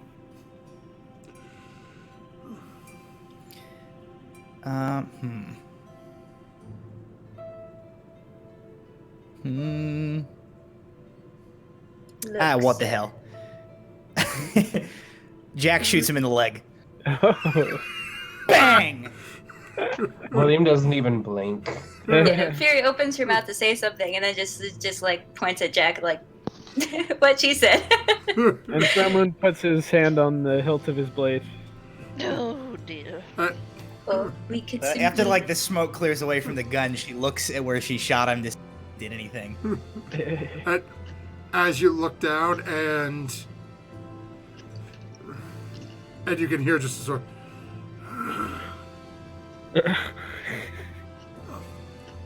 guess I don't need to tell now. As you watch as the smoke clears, and you can see a very slight bruising on this person's rather emaciated thigh. You've all seen what Jack's weapons have done to people. And as he's sitting there, and well, let's just say I suffer from a disease most, you would call it lycanthropy. Mm.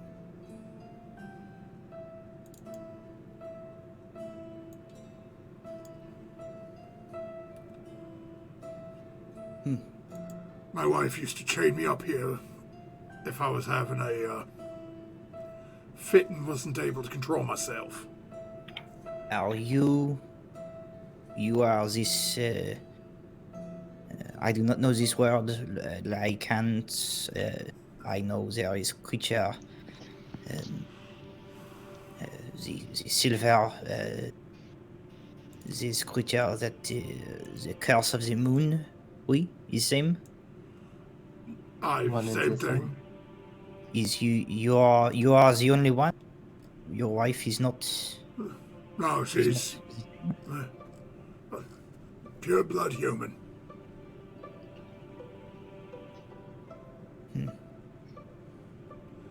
Always very careful, didn't want her turning into some oversized rat.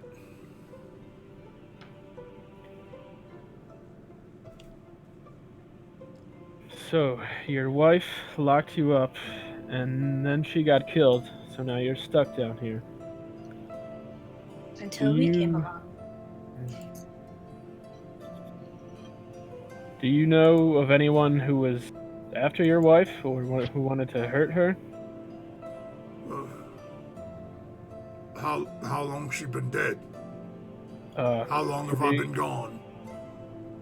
She's been dead for 3 or 4 days, according to the information we were given. And you've been gone perhaps 6 or 7 months.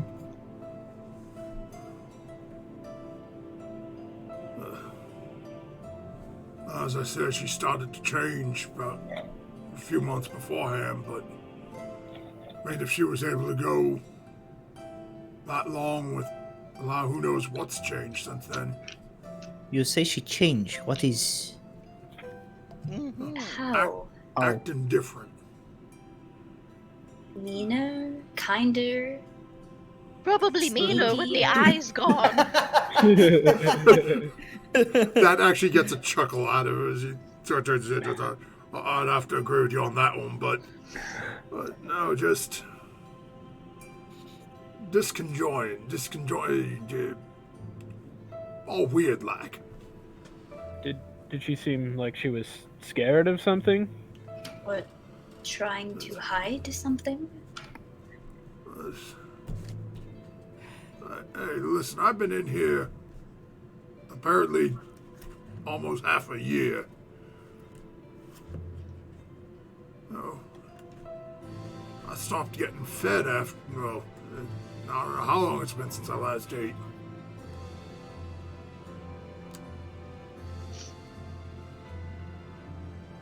If Art still has the fruit on them, they'll kind of like dawdle up and I guess put it into their hands.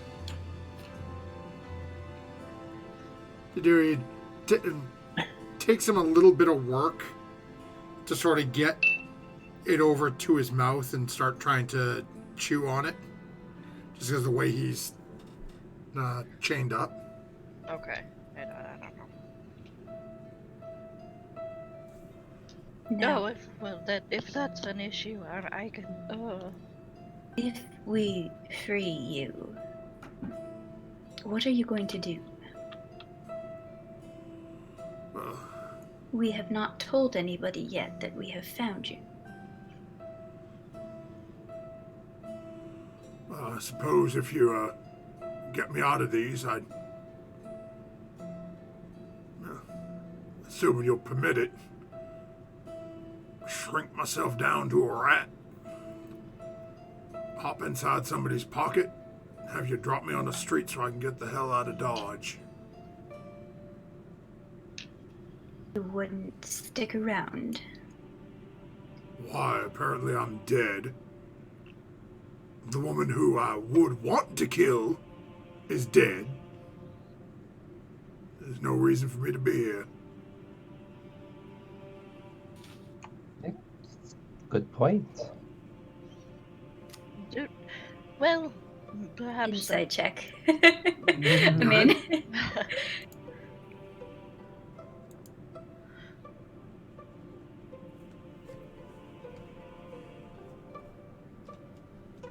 dirty 20. Okay. As you're talking with him and, really sort of giving him the once over as you're listening to this, from what you can tell, seems to be on the up and up. And he just seems to want to get out of here. Are you going to be alright with the whole blind thing? Oh, let's just say I got a keen sense of smell. That's why when you all opened the door, I started wiggling around a little bit more because I couldn't exactly call out to you.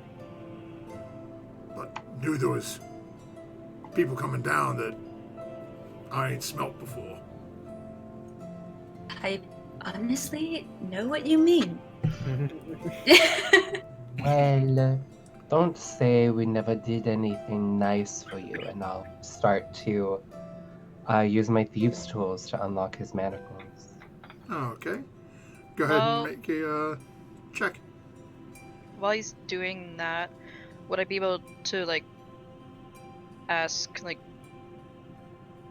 before you were locked down here, do you know if there were any other issues with the council, with any other council members, or was your wife connected to someone? Or No, and he's talking as William's going through, and with that check, you're easily able to get through these. They're not overly difficult to pick.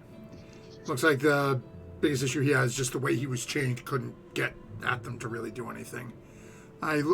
Turns over to in your general direction, Art. And goes, councils. Most people here like the council. I mean, granted, some people down in the docks want more money, but who doesn't? Everybody's always looking for a few more coin in the pocket. Well, there's someone in this town that doesn't like the council. 3 members have been murdered already. Huh. I have just one last question for you. Was your wife part of any clandestine groups, secret meetings, cultist activities? Not that I know of. So she went to work and came home and went to bed every night of the week. That was our life before I was put down here.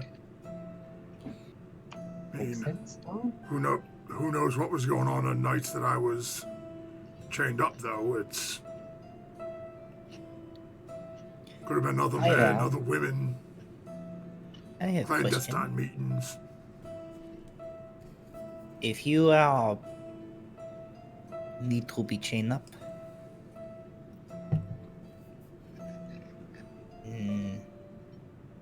and we are to let you go,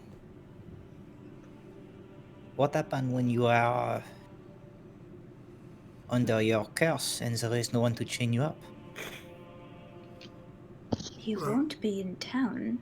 And God help whatever livestock I can get my hands on.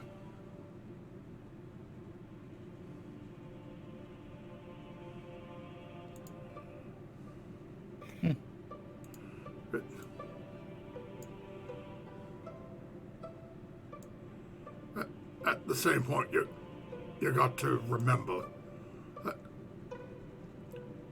I turned into a giant rat.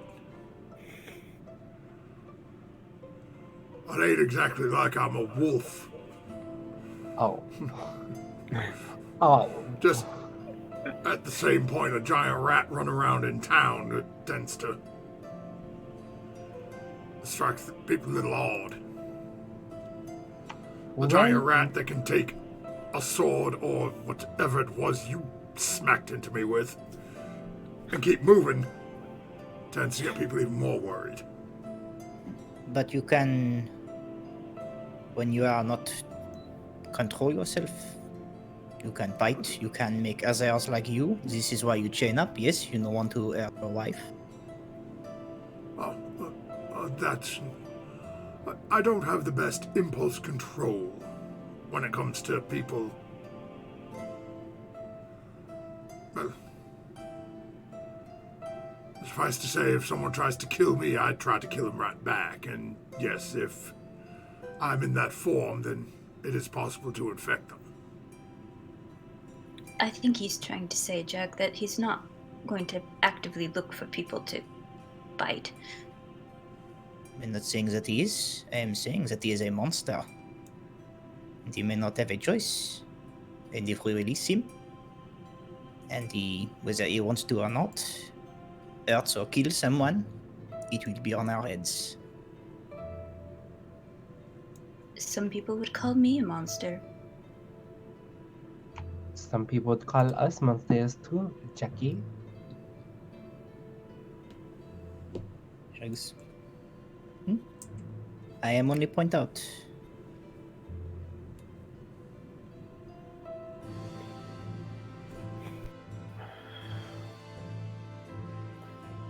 Well, I have freed you of your manacles.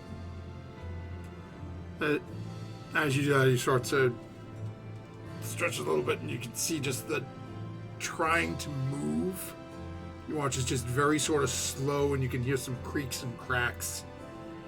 There's just joints moving in ways they haven't been able to in months. And then after oh, go ahead.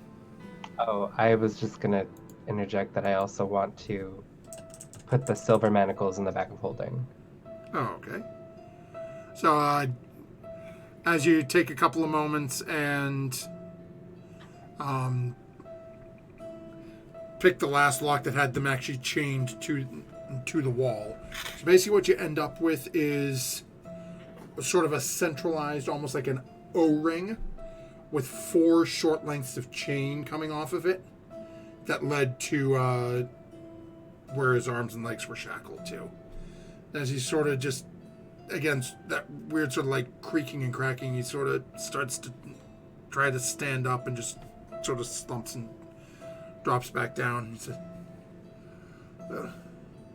I suppose that all fair play deserves fair turn, or whatever that saying is. And as you watch, as his body starts to change, as this gaunt, frail human is replaced, and you can watch this sort of thick fur starting to sprout along his arms, the exposed parts of his leg, and his ears start to almost balloon out a little bit and back. His nose and mouth elongates a little. And after a couple of moments, you find yourself, well, with this sitting in front of you. And I'm just going to throw an image up on the, mind you, without the sword in hand, but you find yourself sitting inside of a oversized humanoid rat. Wait, is that how I look when Alright. I transform? Given I ain't never seen you before, I got no idea. But this is what I look like when I'm in between. And if you people are going to help me get out of here, I can turn myself into a big rat.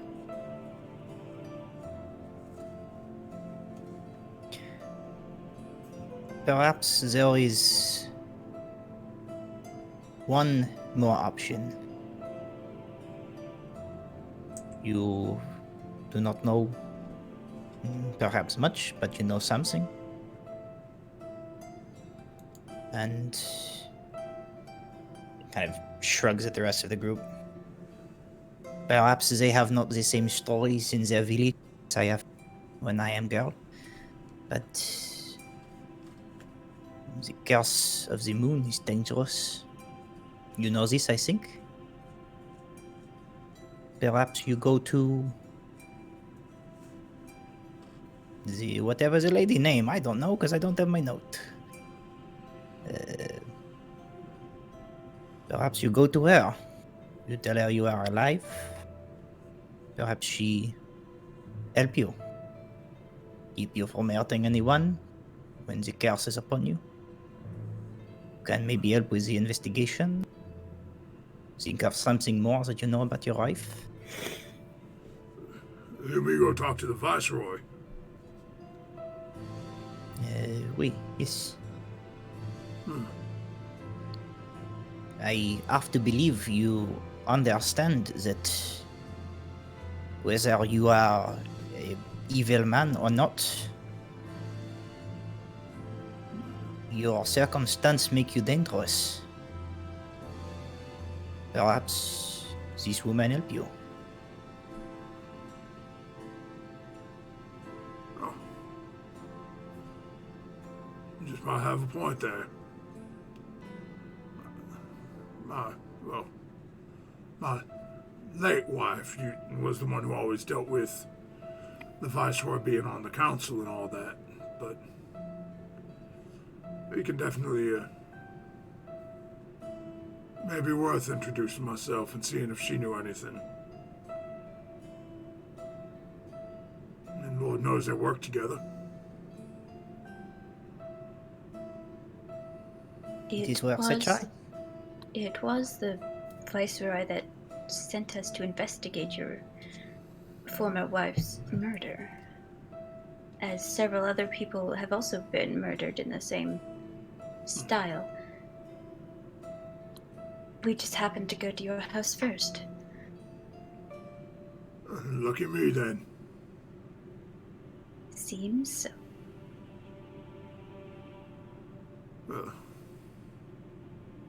Would you like us to take you back there and introduce you?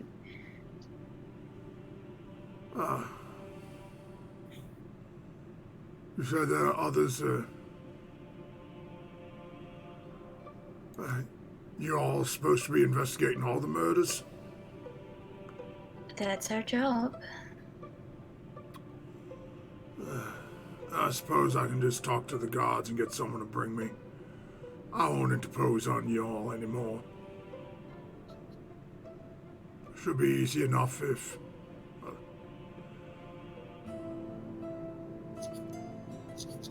Well, the in your gods free regular to- form.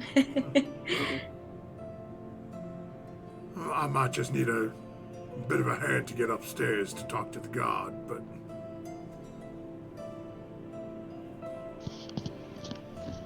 Do the gods know about your condition?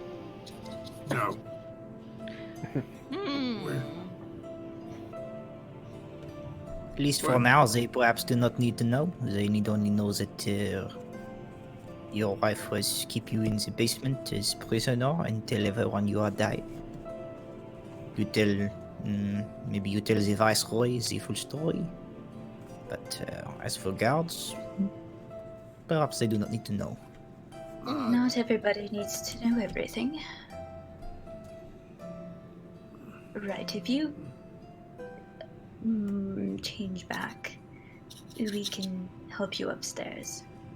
A couple of seconds goes past and you watch as he eventually reverts back to that human form.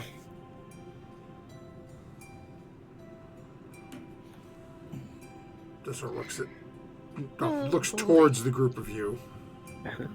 I guess I'll get to like one of his sides and kind of put his arm up around my shoulder and like to bear some of the weight. Yeah, and then Lydia will come over and do the same as you do. It. Fairly close in height. Oh, actually, a question for you, sir. Before you found yourself in this unfortunate situation, did you and your wife carry a good supply of food in the house? Or was she stingy about things like that? Oh. We always had the food coming from the fields, but most of it was supplied by the servants and the cooks.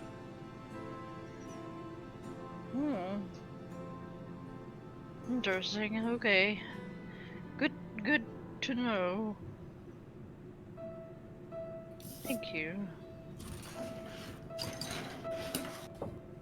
Was there not a lot of food, Artemis? Why do you ask? Pretty much, there was nothing. Hmm. Perhaps a few pieces of not the freshest fruit, bits of something that you would maybe find on our mode of transportation, but nothing No, much at like- all. No fresh eggs or bread or,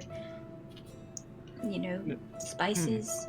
It is strange. When I was in the office upstairs looking for paperwork, I found nothing, no personal items, no letters. It almost seemed like it was staged somehow. Well, let's finish looking through the rest of the house, and then we can move on. And, deliver this poor soul to the guards upstairs. As you've said that, Snowman, the head turns away. What do you mean upstairs? It appeared to be your wife's office on the second floor next to the master suite.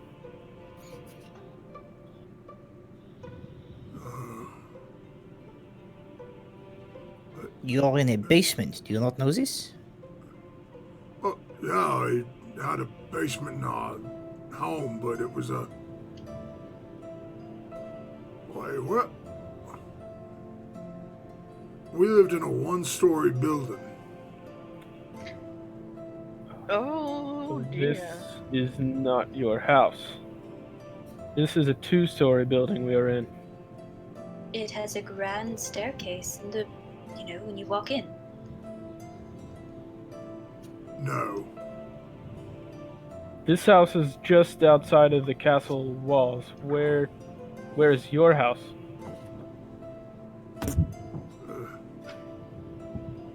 What? You show outside the Viceroy's? Yes, the Compound. Viceroy's manor. No. What in the hell did she do? Moved, apparently. Apparently. I take it. We this lived in isn't- Ravensmore. Where's Ravensmore? Sorry, number 6 for our viewers at home. Which is,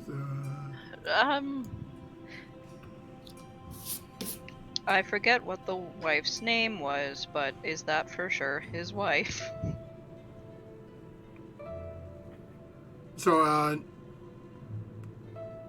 based on the name that the guards gave you, and that you know that Christina Wolf's husband. Yes, this- right, that- okay. That he's responding to his name. Okay. So I gather this is not the location your wife would normally lock you up. No, but I have no knowledge of being moved either. So We this had could a be small small one floor. Well, not small, mind you, but decent size, but it was still in Ravensmore. It's not as nice as these castle folk live. We had 4 or 5 servants in there. Had a cook. Would you be able to give us the address? Maybe we could see what's become of the house. Oh, certainly. With your permission, of course. Apparently, I'm about to be brought back from the dead, so don't see what harm going to the old, going to my home can do. Don't know where the bloody hell I am, but and he gives you an address down in Ravensmore Village. Seems he actually lives fairly close to the water.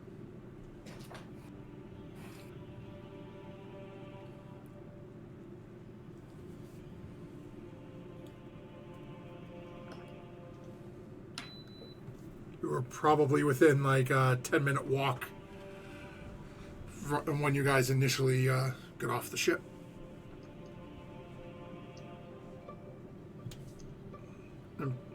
At the time as you guys are continuing to walk up, you've managed to get yourselves back into the kitchen now. How do you want to proceed? Well, why don't we tell the guards this is who this man is, and that we found him, and that his wife put him there, and that he desires to go speak to the Viceroy to explain his side of things. As you get guys sort of turning that corner, and you watch as the guard who's been standing sort of just lackluster, just every once in a while when he hears something sort of leaning up, sees Snowmoon and Lydia turn the corner, sort of almost carrying this guy, just drops back and almost falls on his rear, backing up almost at the door. What? But she was dead! And he speaks with the guard for a couple of minutes, and eventually the guard who's been standing inside you, go get you one of them carriages. He needs to go see the Viceroy now. The guy stand by the gate, takes off running. he eventually has Snowman and Lydia basically bring him over so he can sit down. Brings one of the chairs over the pile of books in the den, sets a chair down for him so he can actually sit down in there. He says, "Oh," and guard looks back over you. Are you all finished in here, or you got more to do? We're almost done. Oh. And the husband starts reaching out a somewhat shaky hand, just in the general direction of your voices. I need to thank you all for finding me. I don't know what would have happened if you hadn't stumbled along when you did.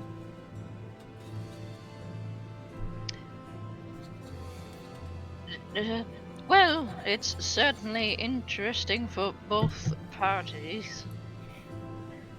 I know that you might be visiting the Viceroy and all that fun stuff, but on the odd chance that you come across any information, or there seems to be further conflicting stories with the Viceroy.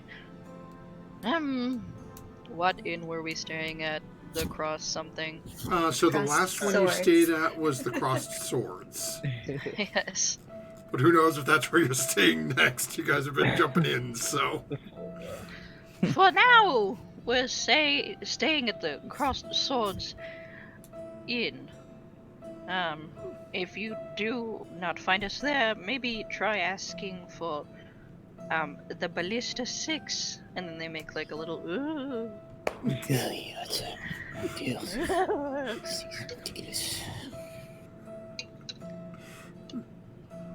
Ballista 6, okay? Cross Swords.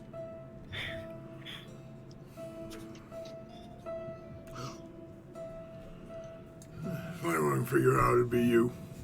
You found me, so... Right, we're not exactly the most usual group of comrades. Yes. Artemis is going to kind of go and explore, I guess, the rest of the house? Okay. There were several rooms on the second floor still that we hadn't looked into, correct? So there's the double doors to the south of literally the room you came out of. There's the double doors right to the south of that. And then upstairs there are 3 more rooms, 2 on the left-hand side, single doors, and a set of double doors on the right-hand side. Yeah, so I'd head up there and probably start with the double doors and go through rooms. So we got Fury heading upstairs. Artemis, where were you going? You were sticking down, or were you heading up? There was one door that we hadn't explored on the bottom floor, correct? That's correct, yes. Yeah, probably that one. Southeast. Okay, William, Snowmoon, and Jack, what would the 3 of you be doing? Before we part with Draenor, I ask him, did your wife know anyone whose house was near the Lady's Manor, perhaps? Not that I know, but I don't know where the councilwoman for the castle ward lived, or the councilman, or even who it is. Okay. My wife was the councilwoman for Ravensmoor. Okay. I was just hoping to see if we could determine whose house it was you were locked up in. But Well, maybe I can find out from the Viceroy once I talk to her. Especially if the Viceroy told you that this was the address where my wife was living. It means the Viceroy was apparently under the impression that this was her home. Which begs the question, who's now living in mine? Yes, well maybe our group will head there later, and maybe we could try to find that out as well.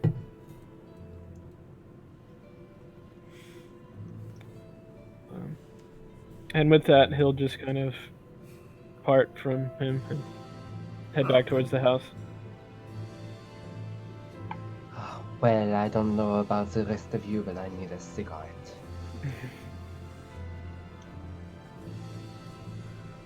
Okay, Okay, so Jack, what would you be doing? I have nothing more to look at in this house. What is the plan after here? Where are you going? To this other house of the lady or back to the inn?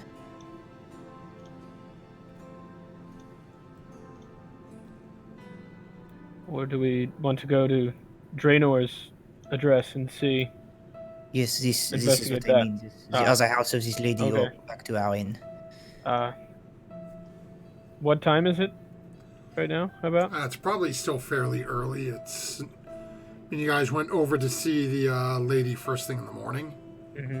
So it's maybe been, we'll say probably 11-ish. It's maybe approaching lunchtime. Well, we still have most of the day left, so perhaps we could go. You also have two other addresses that you were provided for the 7th and 9th wards for as well. If you are to go to the this new address that we learn from, I shall meet you there. She sort of nods in the direction. They put him in like a carriage, right? Yeah, they're getting him set up. It's basically it looks like an oversized rickshaw, basically. Okay. Just among the only quietly enough for just our little to hear. She says, "I think I will follow back to the Viceroy's house. She tell us that this is the house of the lady, but it is not. But the husband is here. Perhaps there is something going on and she's aware, or perhaps she has not been honest to us. I wish to see what she do. The guards gave us the address. It's not the lady herself. I see. It might be a In good any idea. event, I am curious to see what happened when he reached the Viceroy. I think I shall follow and try to watch. I will meet back at this next location.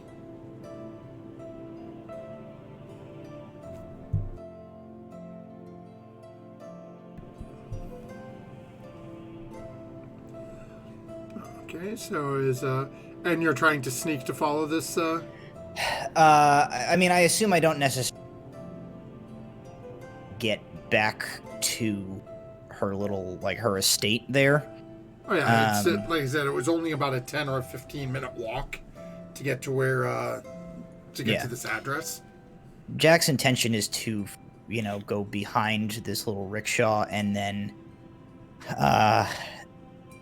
attempt to sneak her way, maybe somewhere that she can either listen beneath a window or outside, knowing where that office is. Yep. To just, unless it looks like it's getting to be a sticky situation, she's not going to put herself in due danger. But she's going to just try. She's curious to see what goes down between this guy and the Viceroy. Oh, okay. So the one thing, and this is more for the party than for Jack. Would the party have told Jack what the Viceroy's office looked like or anything about it? I think at some point we would have shared the whole conversation and what we all noticed. Okay, so Jack, We as you're didn't making actually this say that we did that. you remember the party mentioning that there were no windows in the Viceroy's office. It seemed to be an interior office.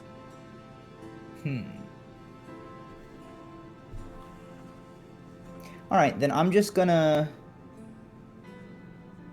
She'll just watch him go in and then post up somewhere nearby to see see what happens. Okay. If he comes back out, if, just watch, maybe from across the street or something like that. Oh, okay. Easy enough. So as you all watch as this rickshaw takes off with Draenor in it and starts heading up back towards the Viceroy, and then a couple moments later you watch as Jack just starts flitting in and behind things and making her way back that way also. Then we'll jump over. So, Williams, you said you were stepping out front and having a smoke? Oh, yeah.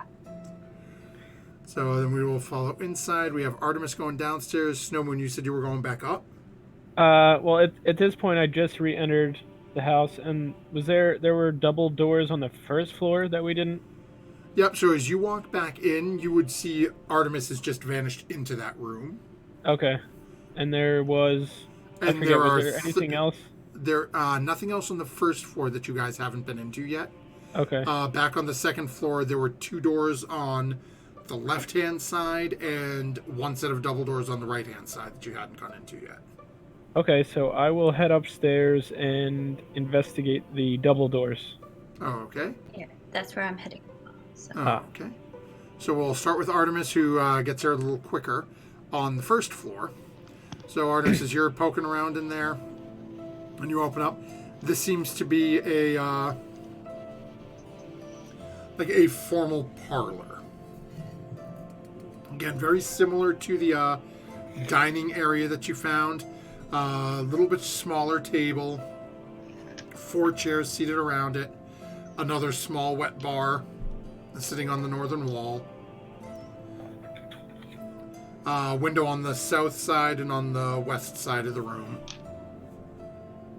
Seems to be a fairly basic like sitting room.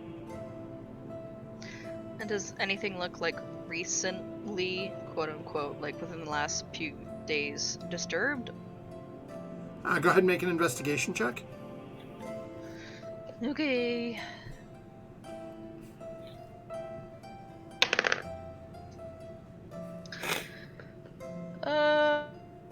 What is 14?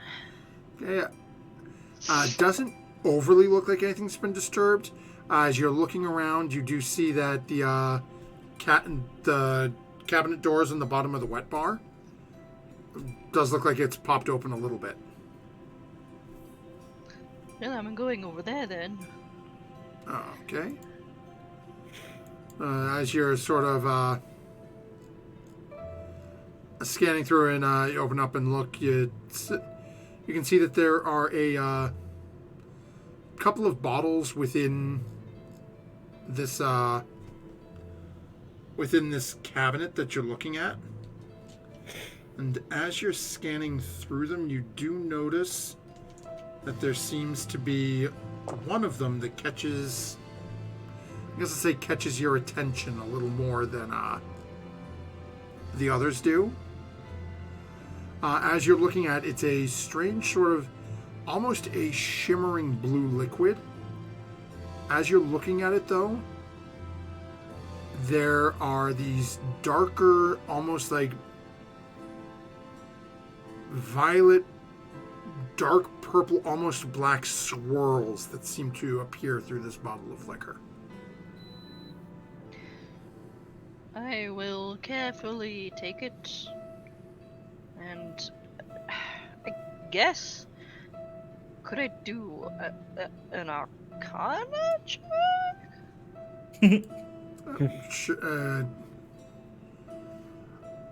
As well, even without making a check, as you're looking at it, you sort of pull the top out. It smells strong. It has a very interesting look to it, but you're getting the strong sense that this is alcohol. And after that initial initial sniff of like sniffing vodka, or like moonshine, or that straight like hard alcohol smell, about 4 or 5 seconds afterwards, it's like, ooh, that's actually really nice. It's like that initial gut punch, and then this really amazing, just comforting scent comes over you. I'm going to attempt to take it. Put it in my bag. Oh, okay. You're in the room alone, so you just... Well, yes. It's a liquid. I want to be careful. Easy enough, you put the stopper back in. And you now have a Again, you have a blue liquor with dark swirls in it, and based on as you're looking at it, you think that there's enough, give or take, for about 11 or 12 drinks. All right then. And that will bring us, we'll jump upstairs to Snow Moon and Furia, who have just entered into the other double doors on the second floor. And as you open the doors, the first thing that the both of you notice is just bookshelves filled with books. I'll start looking at what kinds of books they are and if they're... I mean, I'm not going to start pulling them off the shelves or anything. Are they like political or rule books, or are they stories, or yeah? As you're scanning through, you're seeing basically the same thing that Art did on the downstairs shelves. It looks like somebody said, walked through a Barnes and Noble and said, "Oh, these are the recommended books this week. Pull them off the shelf. I'll buy one of everything." There doesn't seem to be any rhyme or reason to the. As you see in books on laws for the realm of Snowdown, you're seeing, storybooks, children's bedtime tales, poetry.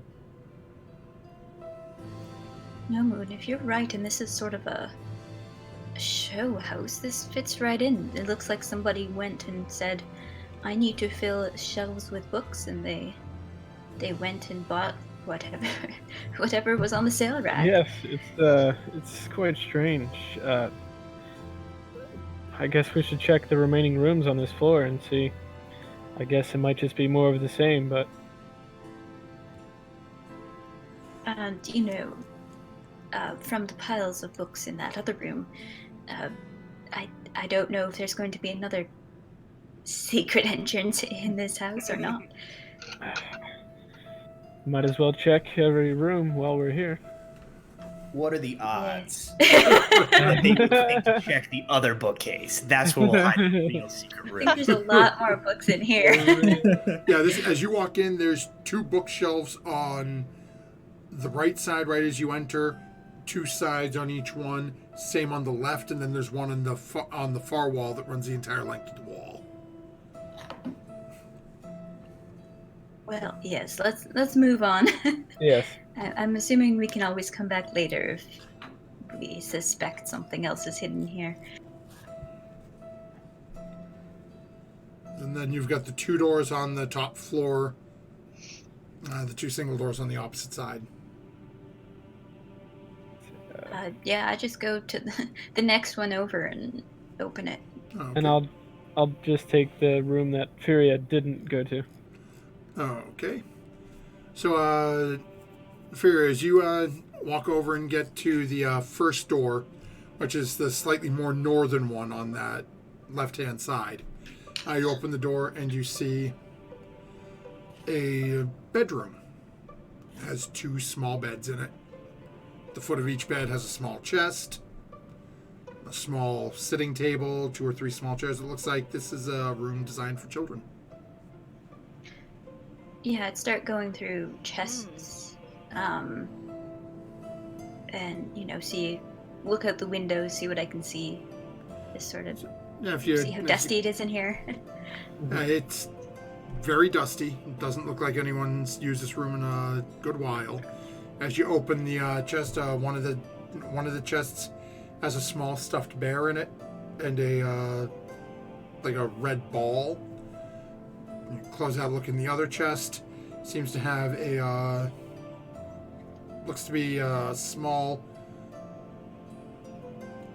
almost like a straw doll. And then next to that looks to be like a very shortened version of a cricket bat. Like a miniature baseball bat for kids. Basically, and then other than that, that's it. You look out the window, you can see about 40 or 50 feet away, you see the side of the next door neighbor's house. Well, not much for toys in here for an expensive house. That's rather disappointing. And seeing as there's not much else, I mean, I'll look under the beds, but not much else in this room. And As you look under the beds, I'll nothing. wander out again. More of the same. Dust and air under there is snowing as you open up the last door on the second floor that you guys hadn't been into as of yet. And open up, and it seems like this is just a general purpose storeroom. As you're looking into it, you can see there seems to be some more bed linens in there. A couple of boxes of, looks to be like pillows, different little things as you poke around for a couple of minutes. It looks like it's mostly home goods.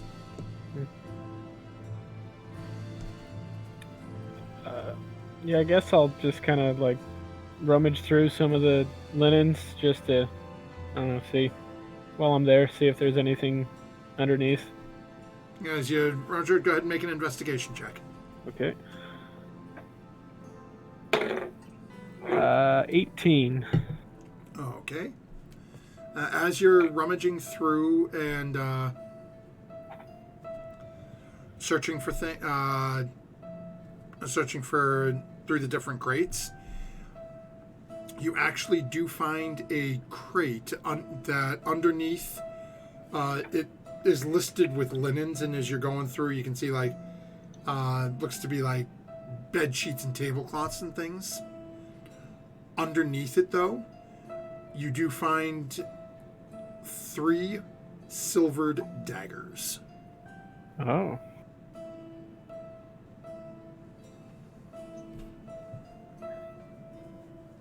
Yeah, I'll pick up the daggers and Okay. just kind of like put them safely like on my belt just for the time being.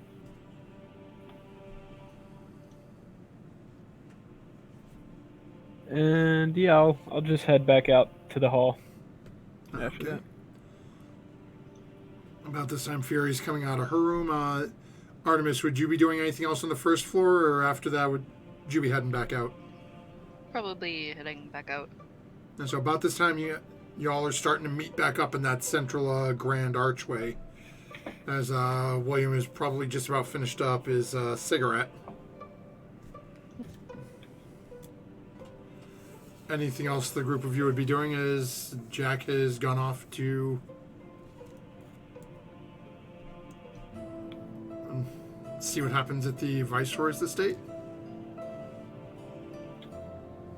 Would anybody like lunch? That would be wonderful. After this event, yes. I believe my stomach is settled. Well, I can either conjure up a quick bite, or we could go looking for something. Maybe we could look for something on the way to the address Draenor gave us? Well, I mean, the closest thing next is next person on the list here. Okay, yeah. We could also head that way. Where did you tell Jack you were going next is the question, because that's where Jack's going to be heading. Dun dun dun dun. We did tell Jack we would meet at Draenor's. Well, So. I thought it was said next person on next location on the list, so it's. I don't think it was firmly said. I just want to mute myself. Jack would definitely not have like gone without Without going, exactly. There would not have been like, okay, we don't know where we're gonna meet. He definitely. Where are we going next? And I'll meet you there. Okay, so our party is planning on picking up lunch and then heading to their next location. That is probably the best spot for us to call into tonight's session, as our party has made their way through Castina Wolfswift's house. or the house. Somebody's house. Yeah. Anyway. Who is kept her husband Draenor chained up in the basement, who happens to be a were-rat. So we'll see next time, as they are planning on, they have 2 other council members' homes to poke around through. And this address that Draenor just gave them, where he states that him and his wife actually lived. Or live. So before we disappear, we need to decide for a nat 20 for next week. So if there's anyone still with us in chat wants to toss out a vote, or our players, any nominations? Artemis for bookshelf. Yeah, I was gonna say Art for finding the Book secret rage. book. I was gonna say Furia for the Draenor and kind of like husband connection. Well, I mean, I think the bookshelf one is more inventive. Because I probably would have done the same thing. Okay, so we actually have a couple of votes for Artemis. Anything you want to toss out, Lennon, or? I vote Art for finding the clutch secret door that I spent forever looking for upstairs. Yeah, and also Art for stealing flatware. Yeah. yeah, the grapefruit spoon, which will now be another character. Okay, so we will give the nat 20 to Art for next week. Thank you. So don't forget to tune in next time, and don't forget, folks, I will toss this out there, as I think most of our streams are on this week, but I know Storm King's Thunder is off, as our DM Michael is away with his family, so we hope he's having a wonderful trip. And then we have we will be back next Monday with our next episode to see how things are moving along and where our party's hanging out to. So don't forget, folks, as you're roaming through the house of some strange deceased person, don't forget to check the wet bar, as there is always something interesting to take out of there. And don't forget to add your proficiency bonus. We'll see you next time, folks.